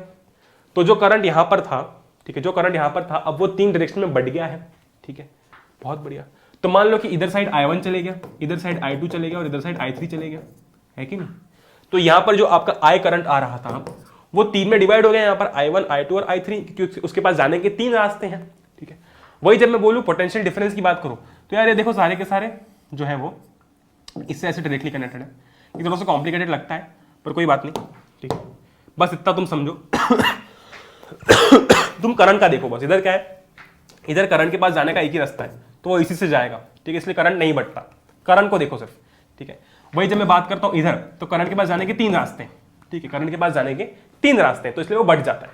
तो यहां पर क्या हुआ था, पोटेंशियल डिफरेंस बढ़ रहा था, ठीक है, इसलिए हमने क्या लिखा था, इसके अक्रॉस V1 था, इसके अक्रॉस V2 था, इसके अक्रॉस V3 था, और सब मिला देंगे तो V हो जाएगा, तो हमने ये लिख दिया था। अब देखो जरा, यहां पर आपका जो I करंट है, ठीक है, वो 3 में बढ़ गया, एक है I1, दूसरा है I2 और तीसरा है I3, है कि नहीं। अब ऐसा तो होगा नहीं कि इस पॉइंट पर नया करंट आ जाएगा, करंट बढ़ जाएगा, नहीं, जो I था वही डिस्ट्रीब्यूट हो गया। जैसे कि मान लो मैं जो है वो, जैसे कि मान लो कि 3 लोग हैं, ठीक है, 3 लोग हैं, या फिर मान लो ऐसा छोड़ो इसको, ऐसा करो उसको, मेरे पास मान लो कि 10 रुपए हैं, ठीक है, मेरे पास मान लो कि 10 रुपए हैं, है ना। अब वो 10 रुपए मेरे को 3 लोगों में बांटने हैं, मान लो मैंने एक को दे दिया 2, एक को दे दिया 5 रुपए और एक को दे दिया मैंने 3 रुपए, ठीक है। तो इन तीनों को ऐड करूंगा तो 10 ही आएगा ना, मतलब मेरे पास जो पैसा था मैंने उसको 3 में बांट दिया, ठीक है। वैसे यहां पर जो करंट था वो 3 में बढ़ गया, तीनों को जब ऐड करोगे वो जो है वो वापस से आपका 10 आ जाएगा। जैसे कि किसने मेरे से, मतलब मेरे पास 10 रुपए थे तो मैंने 3 लोगों में बांटे, एक को 2 रुपए दिए, एक को 5 रुपए दिए, एक को 3 रुपए दिए, ठीक है। तो ये सब जब मेरे को वापस करेंगे, ठीक है, ये 2 देगा, ये 5 देगा, ये 3 देगा, तो क्या होगा, मेरे पास वापस 10 रुपए हो जाएंगे। वैसे ही जब ये करंट यहां से ऐसे ऐसे ऐसे ऐसे ऐसे ऐसे यहां पर आएगा, ठीक है, तो ये वापस अपना आय है ना, ये चीज ध्यान रखना, देखो यहाँ पर आय है, ठीक है। तो ये जो बटा था ना, ये बट के वापस से अपना आय इधर आ जाएगा, ठीक है। वो पैसे वाला एग्जांपल याद रखो बस। तो वही है कि तीनों के अक्रॉस क्या डिवाइड हो रहा है, करंट डिवाइड हो रहा है, इधर क्या डिवाइड हो रहा था, पोटेंशियल डिफरेंस डिवाइड हो रहा था, है कि नहीं, बहुत बढ़िया। इधर क्या हो रहा था, पोटेंशियल डिफरेंस डिवाइड हो रहा था, इधर करंट डिवाइड हो गया, ग्रेट, बहुत ही बढ़िया, ठीक है। अच्छा V is equal to I R होता है, तो क्या मैं V by R is equal to I लिख सकता हूं? बिल्कुल लिख सकता हूं। तो I की जगह मैं लिख दूंगा V बाय आर, ठीक है। I1 की जगह लिख दूंगा V बाय R1, क्योंकि V सबके अक्रॉस सेम रहेगा, plus V by R2 plus V by R3, है कि नहीं? है कि नहीं? समझ गए? बहुत बढ़िया, समझ गए? बहुत सही। अब क्या करना है? अब V कॉमन निकाल लो। तो मैंने V कॉमन निकाल लिया। V कॉमन निकालने पर क्या हुआ? V 1/R1 plus 1/R2 plus 1/R3, ठीक है। V से V हो जाएगा कैंसिल, तो 1/R हो जाएगा आपका R इक्विवेलेंट, मतलब हाँ, is equals to 1/R1 plus 1/R2 plus 1/R3, ठीक है। बहुत सही, समझ गए बात को? बहुत सही, है ना? तो अगर आपको करंट के केस में निकालना है तो ये फॉर्मूला होता है, ठीक है। अगर आपको करंट के केस में निकालना है तो ये फॉर्मूला होता है, ठीक है। 1/Req is equal to 1/R1 plus 1/R2 plus 1/R3। जैसे कि मान लो R1 है आपका 3 ओम, R2 है आपका 6 ओम और R3 है आपका 12 ओम। तो R इक्विवेलेंट क्या होगा बताओ जरा, सॉल्व करते हैं। 1/Req is equal to 1/R1, R1 कितना है 3 प्लस 1/R2, R2 कितना है 6 प्लस 1/R3, R3 कितना है 12, ठीक है। इसका एमसीक्यू लेंगे हम, इसका एलसीएम लेंगे हम, ठीक है। तो ये हो जाएगा अपना 4 प्लस ये हो जाएगा अपना 2 प्लस ये 1 ही रहेगा, अपॉन हो जाएगा 12।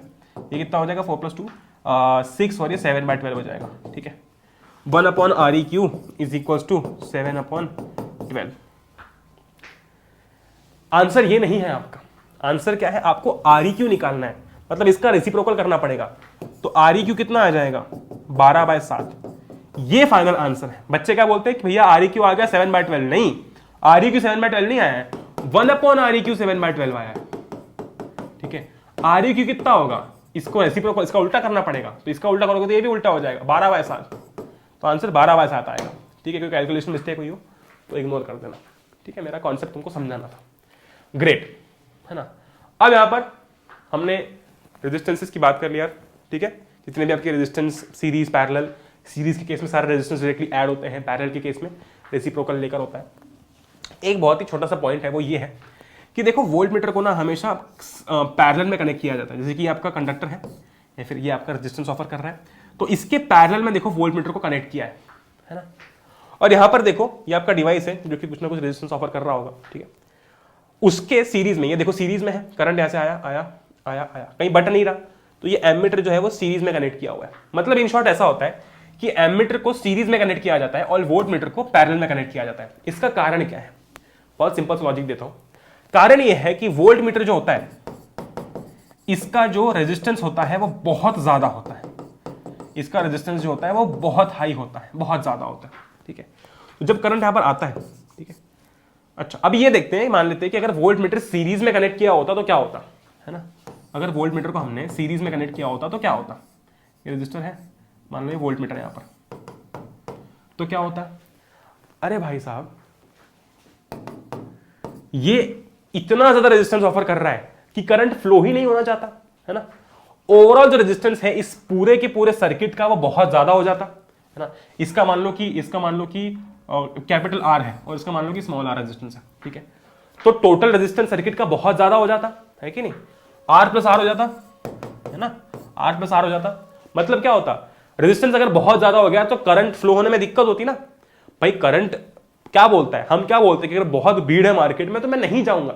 वैसे ही करंट क्या बोलेगा, यार ये वोल्ट मीटर बहुत रेजिस्टेंस ऑफर कर रहा है, प्लस ये रेजिस्टेंस तो था ही, तो इतने ज्यादा रेजिस्टेंस में मैं फ्लो कैसे कर सकता हूं। इसीलिए वोल्ट मीटर को पैरेलल में कनेक्ट किया जाता है, ठीक है। करंट ऐसे आता है और यहां पर जाने की सोचता ही नहीं है, ठीक है, यहां पर जाने की सोचता ही नहीं है, क्योंकि भैया ये बहुत रेजिस्टेंस ऑफर कर रहा है, इसके पास तो हमको जाना ही नहीं है, तो इसलिए सीधे निकल जाएगा, ठीक है। हाँ, वो बहुत माइन्यूट सा फर्क हो सकता है, पर हाँ इसका कारण ये है कि अगर सीन ये है कि वोल्ट मीटर का रेजिस्टेंस बहुत ज्यादा है, सीरीज में कनेक्ट कर दोगे तो क्या होगा, ओवरऑल रेजिस्टेंस सर्किट का बहुत ज्यादा बढ़ जाएगा, है ना। ये इन दोनों को मिला के रेजिस्टेंस बहुत ज्यादा हो जाएगा, और रेजिस्टेंस अगर बहुत ज्यादा हो जाएगा तो करंट तो फ्लो ही नहीं कर पाएगा ना, करंट तो फ्लो ही नहीं कर पाएगा, है ना, क्योंकि रेजिस्टेंस बहुत ज्यादा हो गया, बहुत बढ़ गया, है ना। ग्रेट, इसलिए सीरीज में इसको इसमें कनेक्ट किया जाता है ताकि भैया करंट वहां जाने की सोचे ही नहीं और वो अपना काम भी कर ले। अच्छा, वही बात करते हैं एमीटर की। तो एमीटर का जो रेजिस्टेंस होता है वो काफी कम होता है, एमीटर का जो रेजिस्टेंस होता है वो काफी कम होता है, ठीक है। बहुत सही। अब होता ये है कि अगर मान लो ये आपका रजिस्टर है और आपने एमीटर को जो है वो पैरेलल में कनेक्ट कर दिया, है ना, और करंट यहां से आ रहा है, तो तो करंट के पास तो दो रास्ते जाने के, क्यों? क्योंकि एमीटर के पास में भी जा सकता है। क्यों? क्योंकि एमीटर बहुत कम रेजिस्टेंस ऑफर करता है और करंट को तो यही चाहिए कि जहां कम रेजिस्टेंस है मैं वहीं पर जाऊं। तो रेजिस्टेंस तो करंट यहां पर चले जाएगा, बहुत सारा करंट यहां पर चले जाएगा, जिसके कारण एमीटर डैमेज भी हो सकता है। ठीक है, तो इसीलिए जो है एमीटर को सीरीज में कनेक्ट किया जाता है। क्यों? क्योंकि बहुत ही कम रेजिस्टेंस होता है तो बहुत ही नेग्लिजिबल यहां पर वो होने वाला है ना, और करंट यहां से फ्लो भी कर जाएगा। ठीक है, पैरेलल में करते तो क्या होता, करंट दो डायरेक्शन में बढ़ जाता, एक इधर और एक इधर, है ना, और भाई रेजिस्टेंस कम है काफी तो एमीटर ब्रेक होने के चांसेस है। ठीक है, तो वोल्टमीटर का रेजिस्टेंस बहुत ज्यादा, इसलिए उसको सीरीज में कनेक्ट नहीं किया जाता है, क्योंकि अगर सीरीज में कनेक्ट किया गया तो ओवरऑल रेजिस्टेंस सर्किट का बहुत ज्यादा बढ़ जाएगा, जिस कारण करंट फ्लो होने में दिक्कत होगी। एमीटर के केस में क्या है कि उसका रेजिस्टेंस बहुत कम होता है, उसको अगर पैरेलल में कनेक्ट करते तो क्या होता, करंट उसके थ्रू भी जा सकता था और वो एमीटर डैमेज भी हो सकता है, इसलिए इसको सीरीज में कनेक्ट कर दिया जाता है ताकि ये काम भी अपना कर ले और कुछ भी दिक्कत ना हो। ठीक है, ग्रेट। अब हम लोग आते हैं रेजिस्टेंस और रेजिस्टिविटी के डिफरेंस के ऊपर, जो कि बहुत ईजी चीज है, बहुत ईजी चीज है, 2 मिनट में समझा दूंगा मैं तुमको। ठीक है, ये पढ़ो एक बार, ये पढ़ के ना मैक्सिमम बच्चों को समझ ही नहीं आता है। Resistance is the ratio of voltage applied between two ends of conductor to electric current flowing through the conductor. अच्छा, ये हम पढ़ के आए हैं। Resistivity of a substance is resistance offered by conducting wire of unit length and unit cross sectional area. ठीक है, it depends on the type of substance, physical conditions such as temperature and pressure and dimensions of the conductor. It depends on the type of substance, temperature of the conductor and pressure exerted on the conductor. Its SI unit is ohm and its SI unit is ohm meter. सब भूल जाओ, अभी ध्यान दो इधर। ये एक conductor है, ठीक है, ये दूसरा कंडक्टर है, समझ गए? इसकी लेंथ मान लो कि 4 मीटर है और क्रॉस सेक्शन एरिया मान लो कि 2 मीटर स्क्वायर है। ठीक है, समझ गए बात को? ग्रेट। इसकी लेंथ भी मान लो 4 मीटर है ना, और क्रॉस सेक्शन एरिया मान लो कि 2 मीटर स्क्वायर। ठीक है, समझ गए बात को? बहुत बढ़िया। अब अगर मैं बोलता हूं कि ये जो वायर है वो एल्यूमिनियम का वायर है, ठीक है, और ये जो वायर है वो कॉपर का वायर है। अब इस केस में इन दोनों वायर के केस में क्या रेजिस्टेंस सेम होगा या फिर रेजिस्टिविटी सेम होगी? सोचो जरा। रेजिस्टेंस किस चीज पर डिपेंड कर रहा है? देखो जरा, टाइप ऑफ सिस्टम तो चलो करता ही है, पर वो डिपेंड किस चीज पर कर रहा है? वो डिपेंड कर रहा है डायमीटर, वो डिपेंड कर रहा है डायमेंशंस के ऊपर भी। ठीक है, यानी कि लेंथ क्या है कंडक्टर की, ठीक है, उसके बाद में जो आपका क्रॉस सेक्शन एरिया है वो क्या है, चलो वो भी छोड़ दो वो सब, वो भी छोड़ दो, है ना। इतना हमको समझ में आ चुका है, ठीक है, इतना हमारे दिमाग में बैठ चुका है कि यार इसकी लेंथ और इसकी लेंथ, इन दोनों कंडक्टर्स की लेंथ सेम है और इन दोनों कंडक्टर्स का क्रॉस सेक्शनल एरिया भी सेम है। फर्क इतना है कि ये एल्यूमिनियम का है और ये कॉपर का है। ठीक है, ये एल्यूमिनियम का है और ये कॉपर का है। अब आएगा असली मजा, जब हम लोग रेजिस्टेंस और रेजिस्टिविटी के बीच का जो डिफरेंस है वो समझ पाएंगे। अब देखो सीन क्या है, हमने क्या पढ़ा? हमने ये पढ़ा कि जो रेजिस्टेंस होता है ना, एक सेकेंड, जो रेजिस्टेंस होता है, ठीक है, जो रेजिस्टेंस होता है वो किन किन चीजों पर डिपेंड कर रहा है? मेन चीजें क्या है भाई? वो रेजिस्टिविटी पर डिपेंड करता है, यानी कि वो डिपेंड कर रहा है कि नेचर ऑफ मटेरियल क्या है ना, किस मटेरियल से बना हुआ है। लेंथ पर डिपेंड करता है और एरिया पर डिपेंड करता है। यहां पर देखो जो नेचर ऑफ मटेरियल है अलग अलग है, ठीक है, यहां पर किसी और मटेरियल का बना है, यहां पर किसी और मटेरियल का बना है। तो क्या इन दोनों केस में रेजिस्टेंस सेम होगा? नहीं होगा, ठीक है, नहीं होगा, है ना। अच्छा, इससे तुमको रेजिस्टिविटी समझ में नहीं आएगा, रेजिस्टिविटी समझ में आएगा अब। मान लो कि अब हमने लिया ऐसा कुछ, ठीक है, हमने लिया ऐसा कुछ, ठीक है, ग्रेट, और दोनों ही मान लो कॉपर के हैं, दोनों ही मान लो क्या है? कॉपर के हैं, या फिर जो तुम लेना चाहो, जो भी तुम्हारी इच्छा हो, ठीक है, एल्यूमिनियम, कॉपर, जो भी इच्छा हो, हमने कॉपर ले लिया, ठीक है, ग्रेट। अच्छा, ऑफ कोर्स दिख रहा है कि इसकी लेंथ जो है वो ज्यादा है और इसकी लेंथ जो है वो कम है, ठीक है। ये लेक्चर तुम कब देख रहे हो, है ना? 9:30 बजे देख रहे हो क्या? ठीक है, इसकी लेंथ ज्यादा, इसकी लेंथ कम है। अच्छा, पर दोनों जो है वो किसके बने हुए हैं? कॉपर के बने हुए हैं। अच्छा भाई, रेजिस्टेंस किस किस पर डिपेंड करता है? रेजिस्टेंस नेचर पर डिपेंड करता है ना, रेजिस्टेंस लेंथ पर डिपेंड करता है ना, रेजिस्टेंस क्रॉस सेक्शनल एरिया पर डिपेंड करता है कि नहीं? बहुत बढ़िया। यहां पर दिक्कत क्या है? दिक्कत यह है कि यहां पर यार जो लेंथ है ना वो अलग अलग है, तो रेजिस्टेंस तो सेम नहीं होगा, रेजिस्टेंस जो है वो तो सेम नहीं होगा, पर रेजिस्टिविटी सेम होगी। क्यों सेम होगी? क्योंकि रेजिस्टिविटी को फर्क ही नहीं पड़ता यार कि किस की वो उसकी लेंथ क्या है, एरिया क्या है, उसको सिर्फ फर्क पड़ता है किससे? सब्सटेंस से। टेम्परेचर वगैरह भी है पर वो हम इतना ज्यादा अभी इसके अंदर पढ़ते नहीं है, जो मेन हम देखते हैं वो ये है क्या कि वो डिपेंड कर रहा है भाई सब्सटेंस के ऊपर, ये भी कॉपर का है, ये भी कॉपर का है, ठीक है, दोनों ही कॉपर के हैं, ठीक है, तो दोनों ही केस में रेजिस्टिविटी क्या होगी, सेम होगी, है ना। तो अगर आपके पास में दो कंडक्टर्स है जिनकी लेंथ अलग है, एरिया अलग है, पर अगर मटेरियल सेम है तो उस केस में रेजिस्टेंस अलग होगा पर रेजिस्टिविटी सेम होगी, ठीक है। तो रेजिस्टिविटी का मेन मुद्दा यह है कि वो डिपेंड कर रहा है कि भाई किस टाइप का सब्सटेंस है, ठीक है। ये क्या है, it is basically the ability of a conductor, है ना, टू रेजिस्ट, है ना, ये एबिलिटी है, ठीक, ग्रेट। और इसकी कुछ ना कुछ फिक्स वैल्यू होती है, जैसे कि ये है, इनकी कुछ ना कुछ फिक्स वैल्यू होती है ना, इनकी कुछ ना कुछ फिक्स वैल्यू होती है, किसी की रेजिस्टिविटी ज्यादा होती है, किसी की कम होती है। बस रेजिस्टेंस और रेजिस्टिविटी में फर्क इतना है कि रेजिस्टेंस जो है आपका, अगर तुम मेन देखने जाओ तो आपका लेंथ पर भी डिपेंड कर रहा है, क्रॉस सेक्शन एरिया पर भी डिपेंड कर रहा है, और नेचर पर भी डिपेंड कर रहा है, और टेम्परेचर प्रेशर पर भी डिपेंड कर रहा है, ठीक है। वो फैक्टर्स फिलहाल के लिए हम देख नहीं रहे, है ना। रेजिस्टिविटी की जब मैं बात कर रहा हूं तो वो मेनली टाइप ऑफ सब्सटेंस पे डिपेंड कर रहा है, और टेम्परेचर वगैरह पे भी डिपेंड कर रहा है, प्रेशर पे भी डिपेंड कर रहा है, ठीक है। मान लो सब सेम रखा मैंने, ये प्रेशर टेम्परेचर सब कुछ सेम है दोनों केस में, ठीक है। ये एग्जांपल मैंने लिया, मैंने बोला कि यार जो आपका रेजिस्टेंस है, ठीक है, जो आपका रेजिस्टेंस है, ठीक है, अगर मैं रेजिस्टेंस की बात कर रहा हूं तो वो इस केस में क्या हुआ, अलग अलग हो गया, सेम नहीं होगा।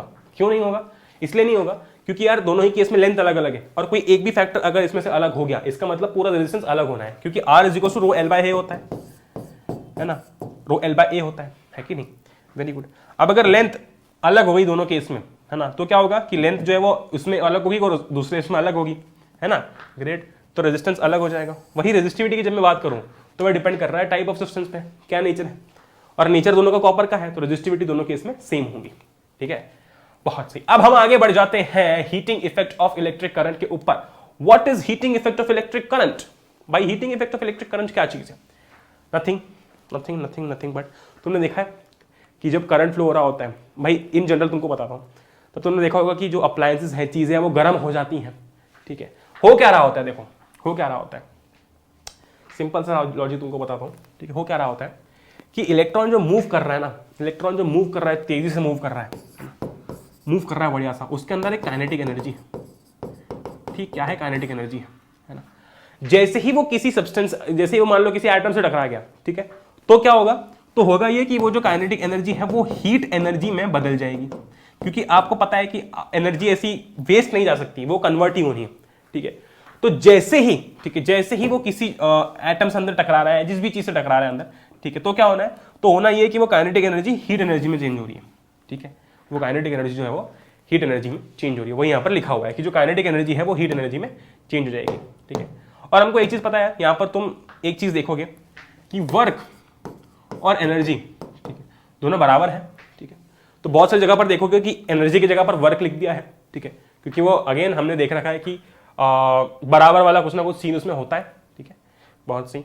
तो यहाँ पर तुम देखो, यहाँ पर तुम फिलहाल देखो, अभी सब भूल जाओ, बस इतना याद रखो कि वर्क जो है अपना वो एनर्जी कहीं ना कहीं बराबर होता है, ठीक है।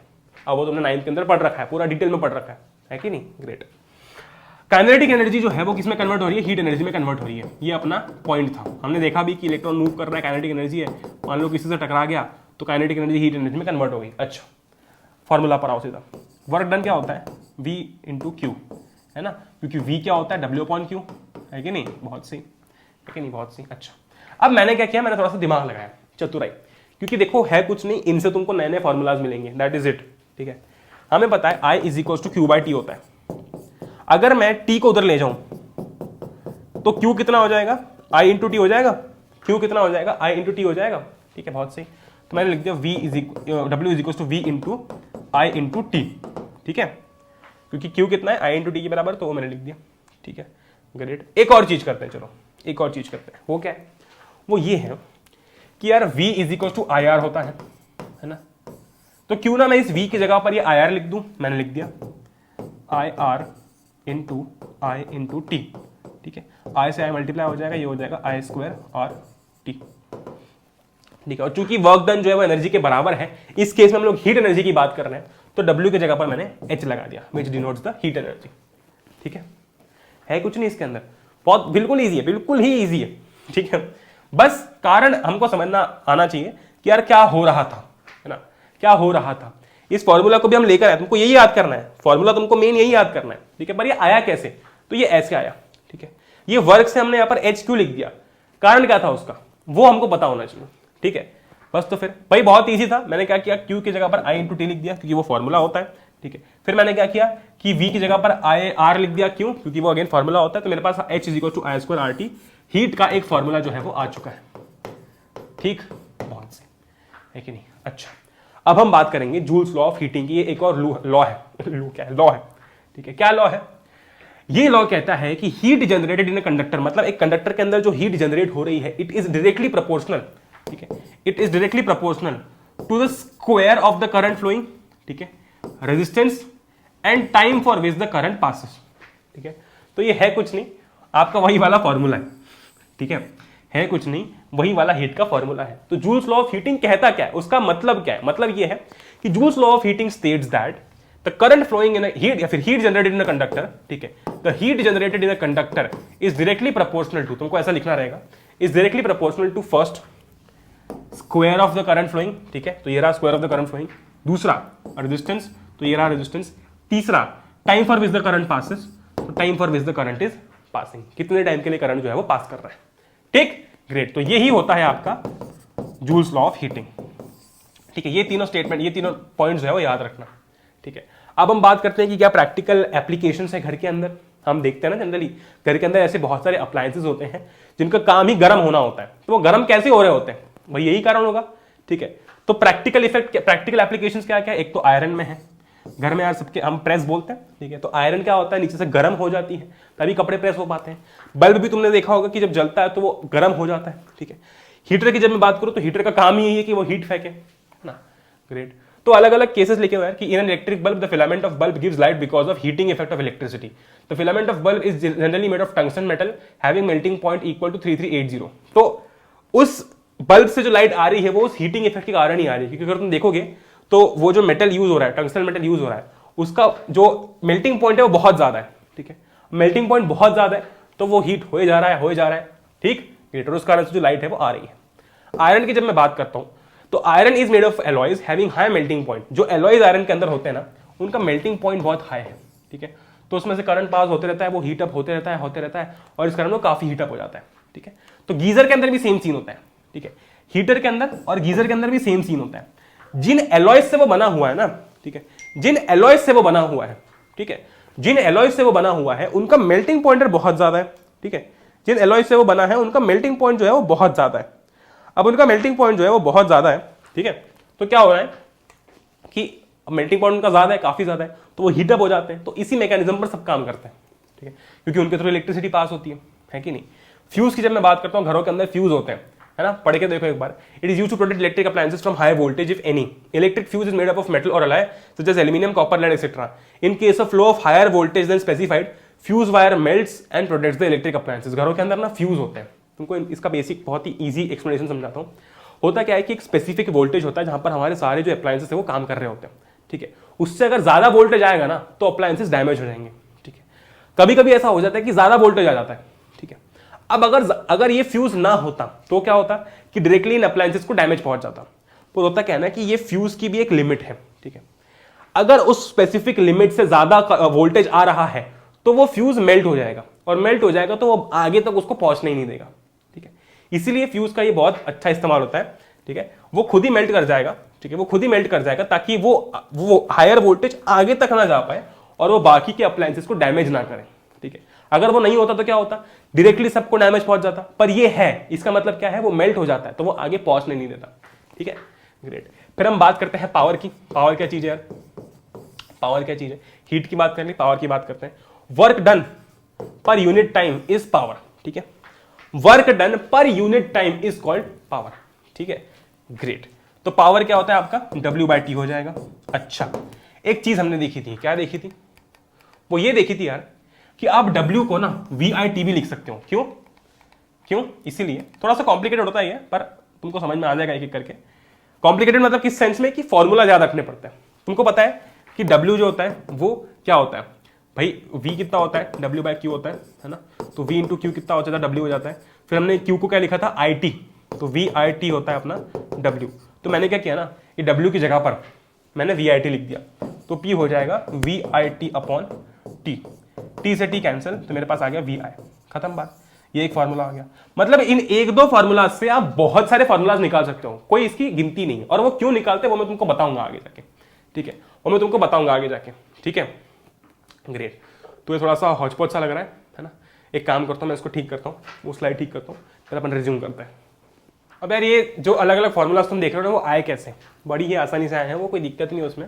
P is equals to V I, है ना। क्या होता है? P is equals to V I होता है ना। ये हमने यहाँ पर देख लिया अभी। अच्छा, बहुत सही। अब अगर मैं, ठीक है, अगर मैं, ठीक है, जैसे कि यहाँ पर मेरे पास में क्या था, P is equals to work upon time था, है ना। P is equals to work upon time था। तो अगर मैं वर्क की जगह पर वो वाला फॉर्मूला ले लूं जो मेरे पास था ना, H is equals to I square R T, तो मैं H लिखूं, W लिखूं, मेरे को पता है एनर्जी वर्क के बराबर है। तो मैंने क्या किया, W की जगह पर इसको मान लिया कि W is equals to I square R T है, ठीक है। W is equals to I square R T और W की जगह पर लिख दिया, तो क्या हो जाएगा, I square R T upon T, ठीक है। टी से टी कैंसिल, तो मेरे पास क्या आ जाएगा, आई स्क्वायर आ जाएगा, ठीक है। बहुत बढ़िया, क्या आ जाएगा, आई स्क्वायर आ जाएगा। अच्छा, यहां पर देखो ये सारे डिराइव कैसे हो रहे हैं, ये सारे डिराइव हो रहे हैं वर्क का फॉर्मूला चेंज कर करके, ठीक है। पहले फॉर्मूला में हमने वर्क का क्या लिया, वीआईटी लिया, दूसरे में हमने वर्क को क्या लिया, आई स्क्वायर आर टी लिया। अब तीसरे में एक काम करते हैं, हम लेते हैं वर्क को, क्या क्या था हमारे पास में यार, अच्छा चलो अब ये लेना है हमको, ये नया करेंगे हम कुछ, ठीक है। मुझे पता है कि वर्क क्या होता है, भाई जब मैं बात कर रहा हूं वर्क यहां पर लिखा हुआ है V square into R upon T, मतलब क्या, V square upon R into T. ये मतलब क्या था इसका, देखो समझाता हूं मैं तुमको। पी कितना, अपना वर्क कितना होता है, वी आई टी होता है, ठीक है। मैंने क्या किया, आई की जगह पर लिख दिया, वी बाय आर, ठीक है। V is equals to I R होता है ना, तो वी बाय आर लिख दिया मैंने आई की जगह पर, ठीक है। तो क्या हुआ, तो हुआ ये, ठीक है, तो हुआ ये कि ये हो गया v into V by R into T, तो ये हो गया V square upon R into T, ठीक है। बहुत सही, है ना। डब्ल्यू का फॉर्मूला क्या आ गया मेरे पास में, V square upon R into T, ठीक है। बहुत बढ़िया, आ गया, ग्रेट। अब हम क्या करेंगे, पावर में हमको पता है वर्क अपॉन टाइम होता है, तो इस बार क्या करेंगे हम लोग, वर्क की जगह पर ये फॉर्मूला डालेंगे, ठीक। तो क्या हो जाएगा, V square upon R into T, तो टी से टी कैंसिल हो जाएगा, अपना वी स्क्वायर बाय आर आ जाएगा, ठीक है। बहुत बढ़िया। तो वर्क के अपने पास में, सॉरी पावर के अपने पास में क्या हुआ कि तीन फॉर्मूला है, ठीक है। पावर के जो अपने पास में तीन फॉर्मूला है, कौन से आ गए भाई, एक आ गया अपने पास में ये वाला आई स्क्वायर आर, ठीक है। जब आपको क्वेश्चन के अंदर करंट और रेजिस्टेंस दे रखा है और पूछा है कि पावर क्या होगा, तो आप ये वाला आंसर दे सकते हो, ठीक है। फिर ये हो गया वी स्क्वायर बाय आर, ठीक है, यहाँ पर बाय होगा, ठीक है। एक ये हो गया अपने पास में, ठीक है। एक हो गया P is equals to V I T, ये वाला हो गया, सॉरी वी आई हो गया, I am so sorry, P is equals to V I हो गया, ठीक है। ग्रेट, हो गया अपने पास फार्मूलाज, बस करना क्या है आप, है ना। ये आए कैसे ये तुमको पता होना चाहिए, तो मैंने तुमको बता दिया। अगर तुम डायरेक्टली फॉर्मूलाज याद रखना चाहते हो तो उसमें कोई भी परेशानी नहीं है, मैं तुमको फिर से बता देता हूँ, ठीक है। कोई भी परेशानी नहीं है, तुम डायरेक्टली जो फॉर्मूलाज है वो याद रख सकते हो, पर वो आए कैसे, तो ये चीज ध्यान रखना बस कि पावर का फॉर्मूला था वर्क अपॉन टाइम, तो हमने वर्क का फॉर्मूला चेंज कर करके तीनों फॉर्मूला जो है वो ले आए। पहले केस में हमने वर्क को आई स्क्वायर आर टी ले लिया, क्योंकि H is equal to I square R T था, तो एच को हटा के हमने डब्ल्यू लगा दिया। फिर हमने V square T by R ले लिया, क्योंकि हमको पता है कि v इज इक्वल टू आपका वो सब हमने किया, यहाँ पर सॉल्व किया, ठीक है। तो ये सीन है। अच्छा, एक और चीज, पावर की जो एसआई यूनिट होती है वो वॉट होती है, ठीक है। पावर की जो एसआई यूनिट होती है ना वो वॉट होती है, ठीक है। तो हमेशा जब भी पावर का आंसर लिखो आगे डब्ल्यू लगाना। ग्रेट। अब यार देखो, जो वॉट यूनिट होती है ना, जब मैं पावर की बात करता हूं तो जो वॉट यूनिट होती है बहुत छोटी होती है, बहुत स्मॉल होती है, ठीक है। Therefore in actual practice we use a much larger unit called kilowatt. हम लोग जो एक्चुअली जो डेली लाइफ में यूज करते हैं वो किलोवॉट यूज करते हैं, ठीक है। And 1 kilowatt is equal to 1000 watts, तो यहां पर हम किलोवॉट की बात करते हैं। अच्छा, ग्रेट, बहुत सही, है ना। एक और चीज यहां पर थी, वो ये थी कि since electrical energy is the product of power and time, E पता है आपका क्या होता है, ई क्या होता है, ध्यान रखना ये फॉर्मूला भी, E is equal to P into T, ठीक है। एनर्जी जो होता है ना वो क्या होता है, वो पावर इंटू टाइम होता है, ठीक है। So the unit of electrical energy is watt hour, क्यों, क्योंकि वॉट पावर के लिए और आवर टाइम के लिए, ठीक है। तो इलेक्ट्रिकल एनर्जी क्या होती है, पावर इंटू टाइम होता है, ये चीज ध्यान रखना, ठीक है। पावर इंटू टाइम होता है ना, बहुत सही। तो इसकी एसआई यूनिट क्या होती है, वॉट आर होती है ना, क्योंकि पावर की वॉट, टी की आर, है ना। So what is 1 watt hour, 1 watt hour is the energy consumed when 1 watt of power is used for 1 hour, है कि नहीं, ये हो गया 1 वॉट आवर। अच्छा बहुत सही। The commercial unit of electric energy is kilo watt hour. ठीक है, क्या होती है, किलो वॉट आवर होती है, क्योंकि हमें पता है कि हम लोग यार डेली प्रैक्टिस में वॉट नहीं किलो वॉट यूज करते हैं, तो हमने किलो वॉट आवर यूज कर लिया। ये देखो 1 किलो वॉट आवर का अगर हमको जूल में कन्वर्ट करना तो कैसे कर सकते हैं, 1 kilo watt hour is equal to 1000 watt, और सेकंड के लिए हमने 3600 सेकंड ले लिया। ठीक है, फिर हमने सब मल्टीप्लाई किया तो हमारे पास में ये आया 3.6 इंटू 10⁻6 वॉट सेकंड, और यही क्या होता है, जूल होता है। ठीक, ग्रेट। ठीक है, ग्रेट। तो इन शॉर्ट यार जो हमने भी फॉर्मुलाज देखे, फॉर्मुलाज में याद रखना कि ये सारे फॉर्मुलाज आपके हैं। फिर एनर्जी का एक और फॉर्मुला हमने देखा, वो था पावर इनटू टाइम, जिससे कि हमको पता चला कि एनर्जी की ऐसा यूनिट क्या होगी, वॉट आवर होगी, क्योंकि पावर की वॉट होती है और टाइम की आर है। ठीक है, बहुत ही बढ़िया, है ना, सही है। फिर हमने देखा कि कॉमनली यूज जो यूनिट है वो किलो वॉट आवर है। ठीक, और इसको हम यूनिट बोलते हैं, है कि नहीं, बहुत बढ़िया। So that being said chapter होता है समाप्त। इस चैप्टर के न्यूमेरिकल्स का एक अलग सा वीडियो आएगा जिसके अंदर हम लोग न्यूमेरिकल्स कर रहे होंगे, जिसके अंदर फॉर्मूला अप्लाई कर करके हम लोग पावर के, हीट के, वर्क के, ठीक है, सारे जो फॉर्मूलाज हैं वो लगा लगा के जो है हम सॉल्व करेंगे। ठीक है, make sure to attend the lecture also, and अगर अभी तक सब्सक्राइब नहीं किया यार तो लाल बटन दबा के सब्सक्राइब कर दो, क्योंकि ऐसे अमेजिंग लेक्चर्स प्रॉपर डिटेल बढ़िया से तुम लोग के लिए आते रहते हैं। ठीक है, एंड वन मोर थिंग यार, सब्सक्राइब नहीं किया है तो करना, लाइक कर देना वीडियो को अगर पसंद आया तो, और अपने फ्रेंड्स के साथ में शेयर इसको जरूर करना। ठीक है, विद दैट बीइंग सेड मिलते हैं अगले लेक्चर में। Till then stay home, stay safe, take care and good bye.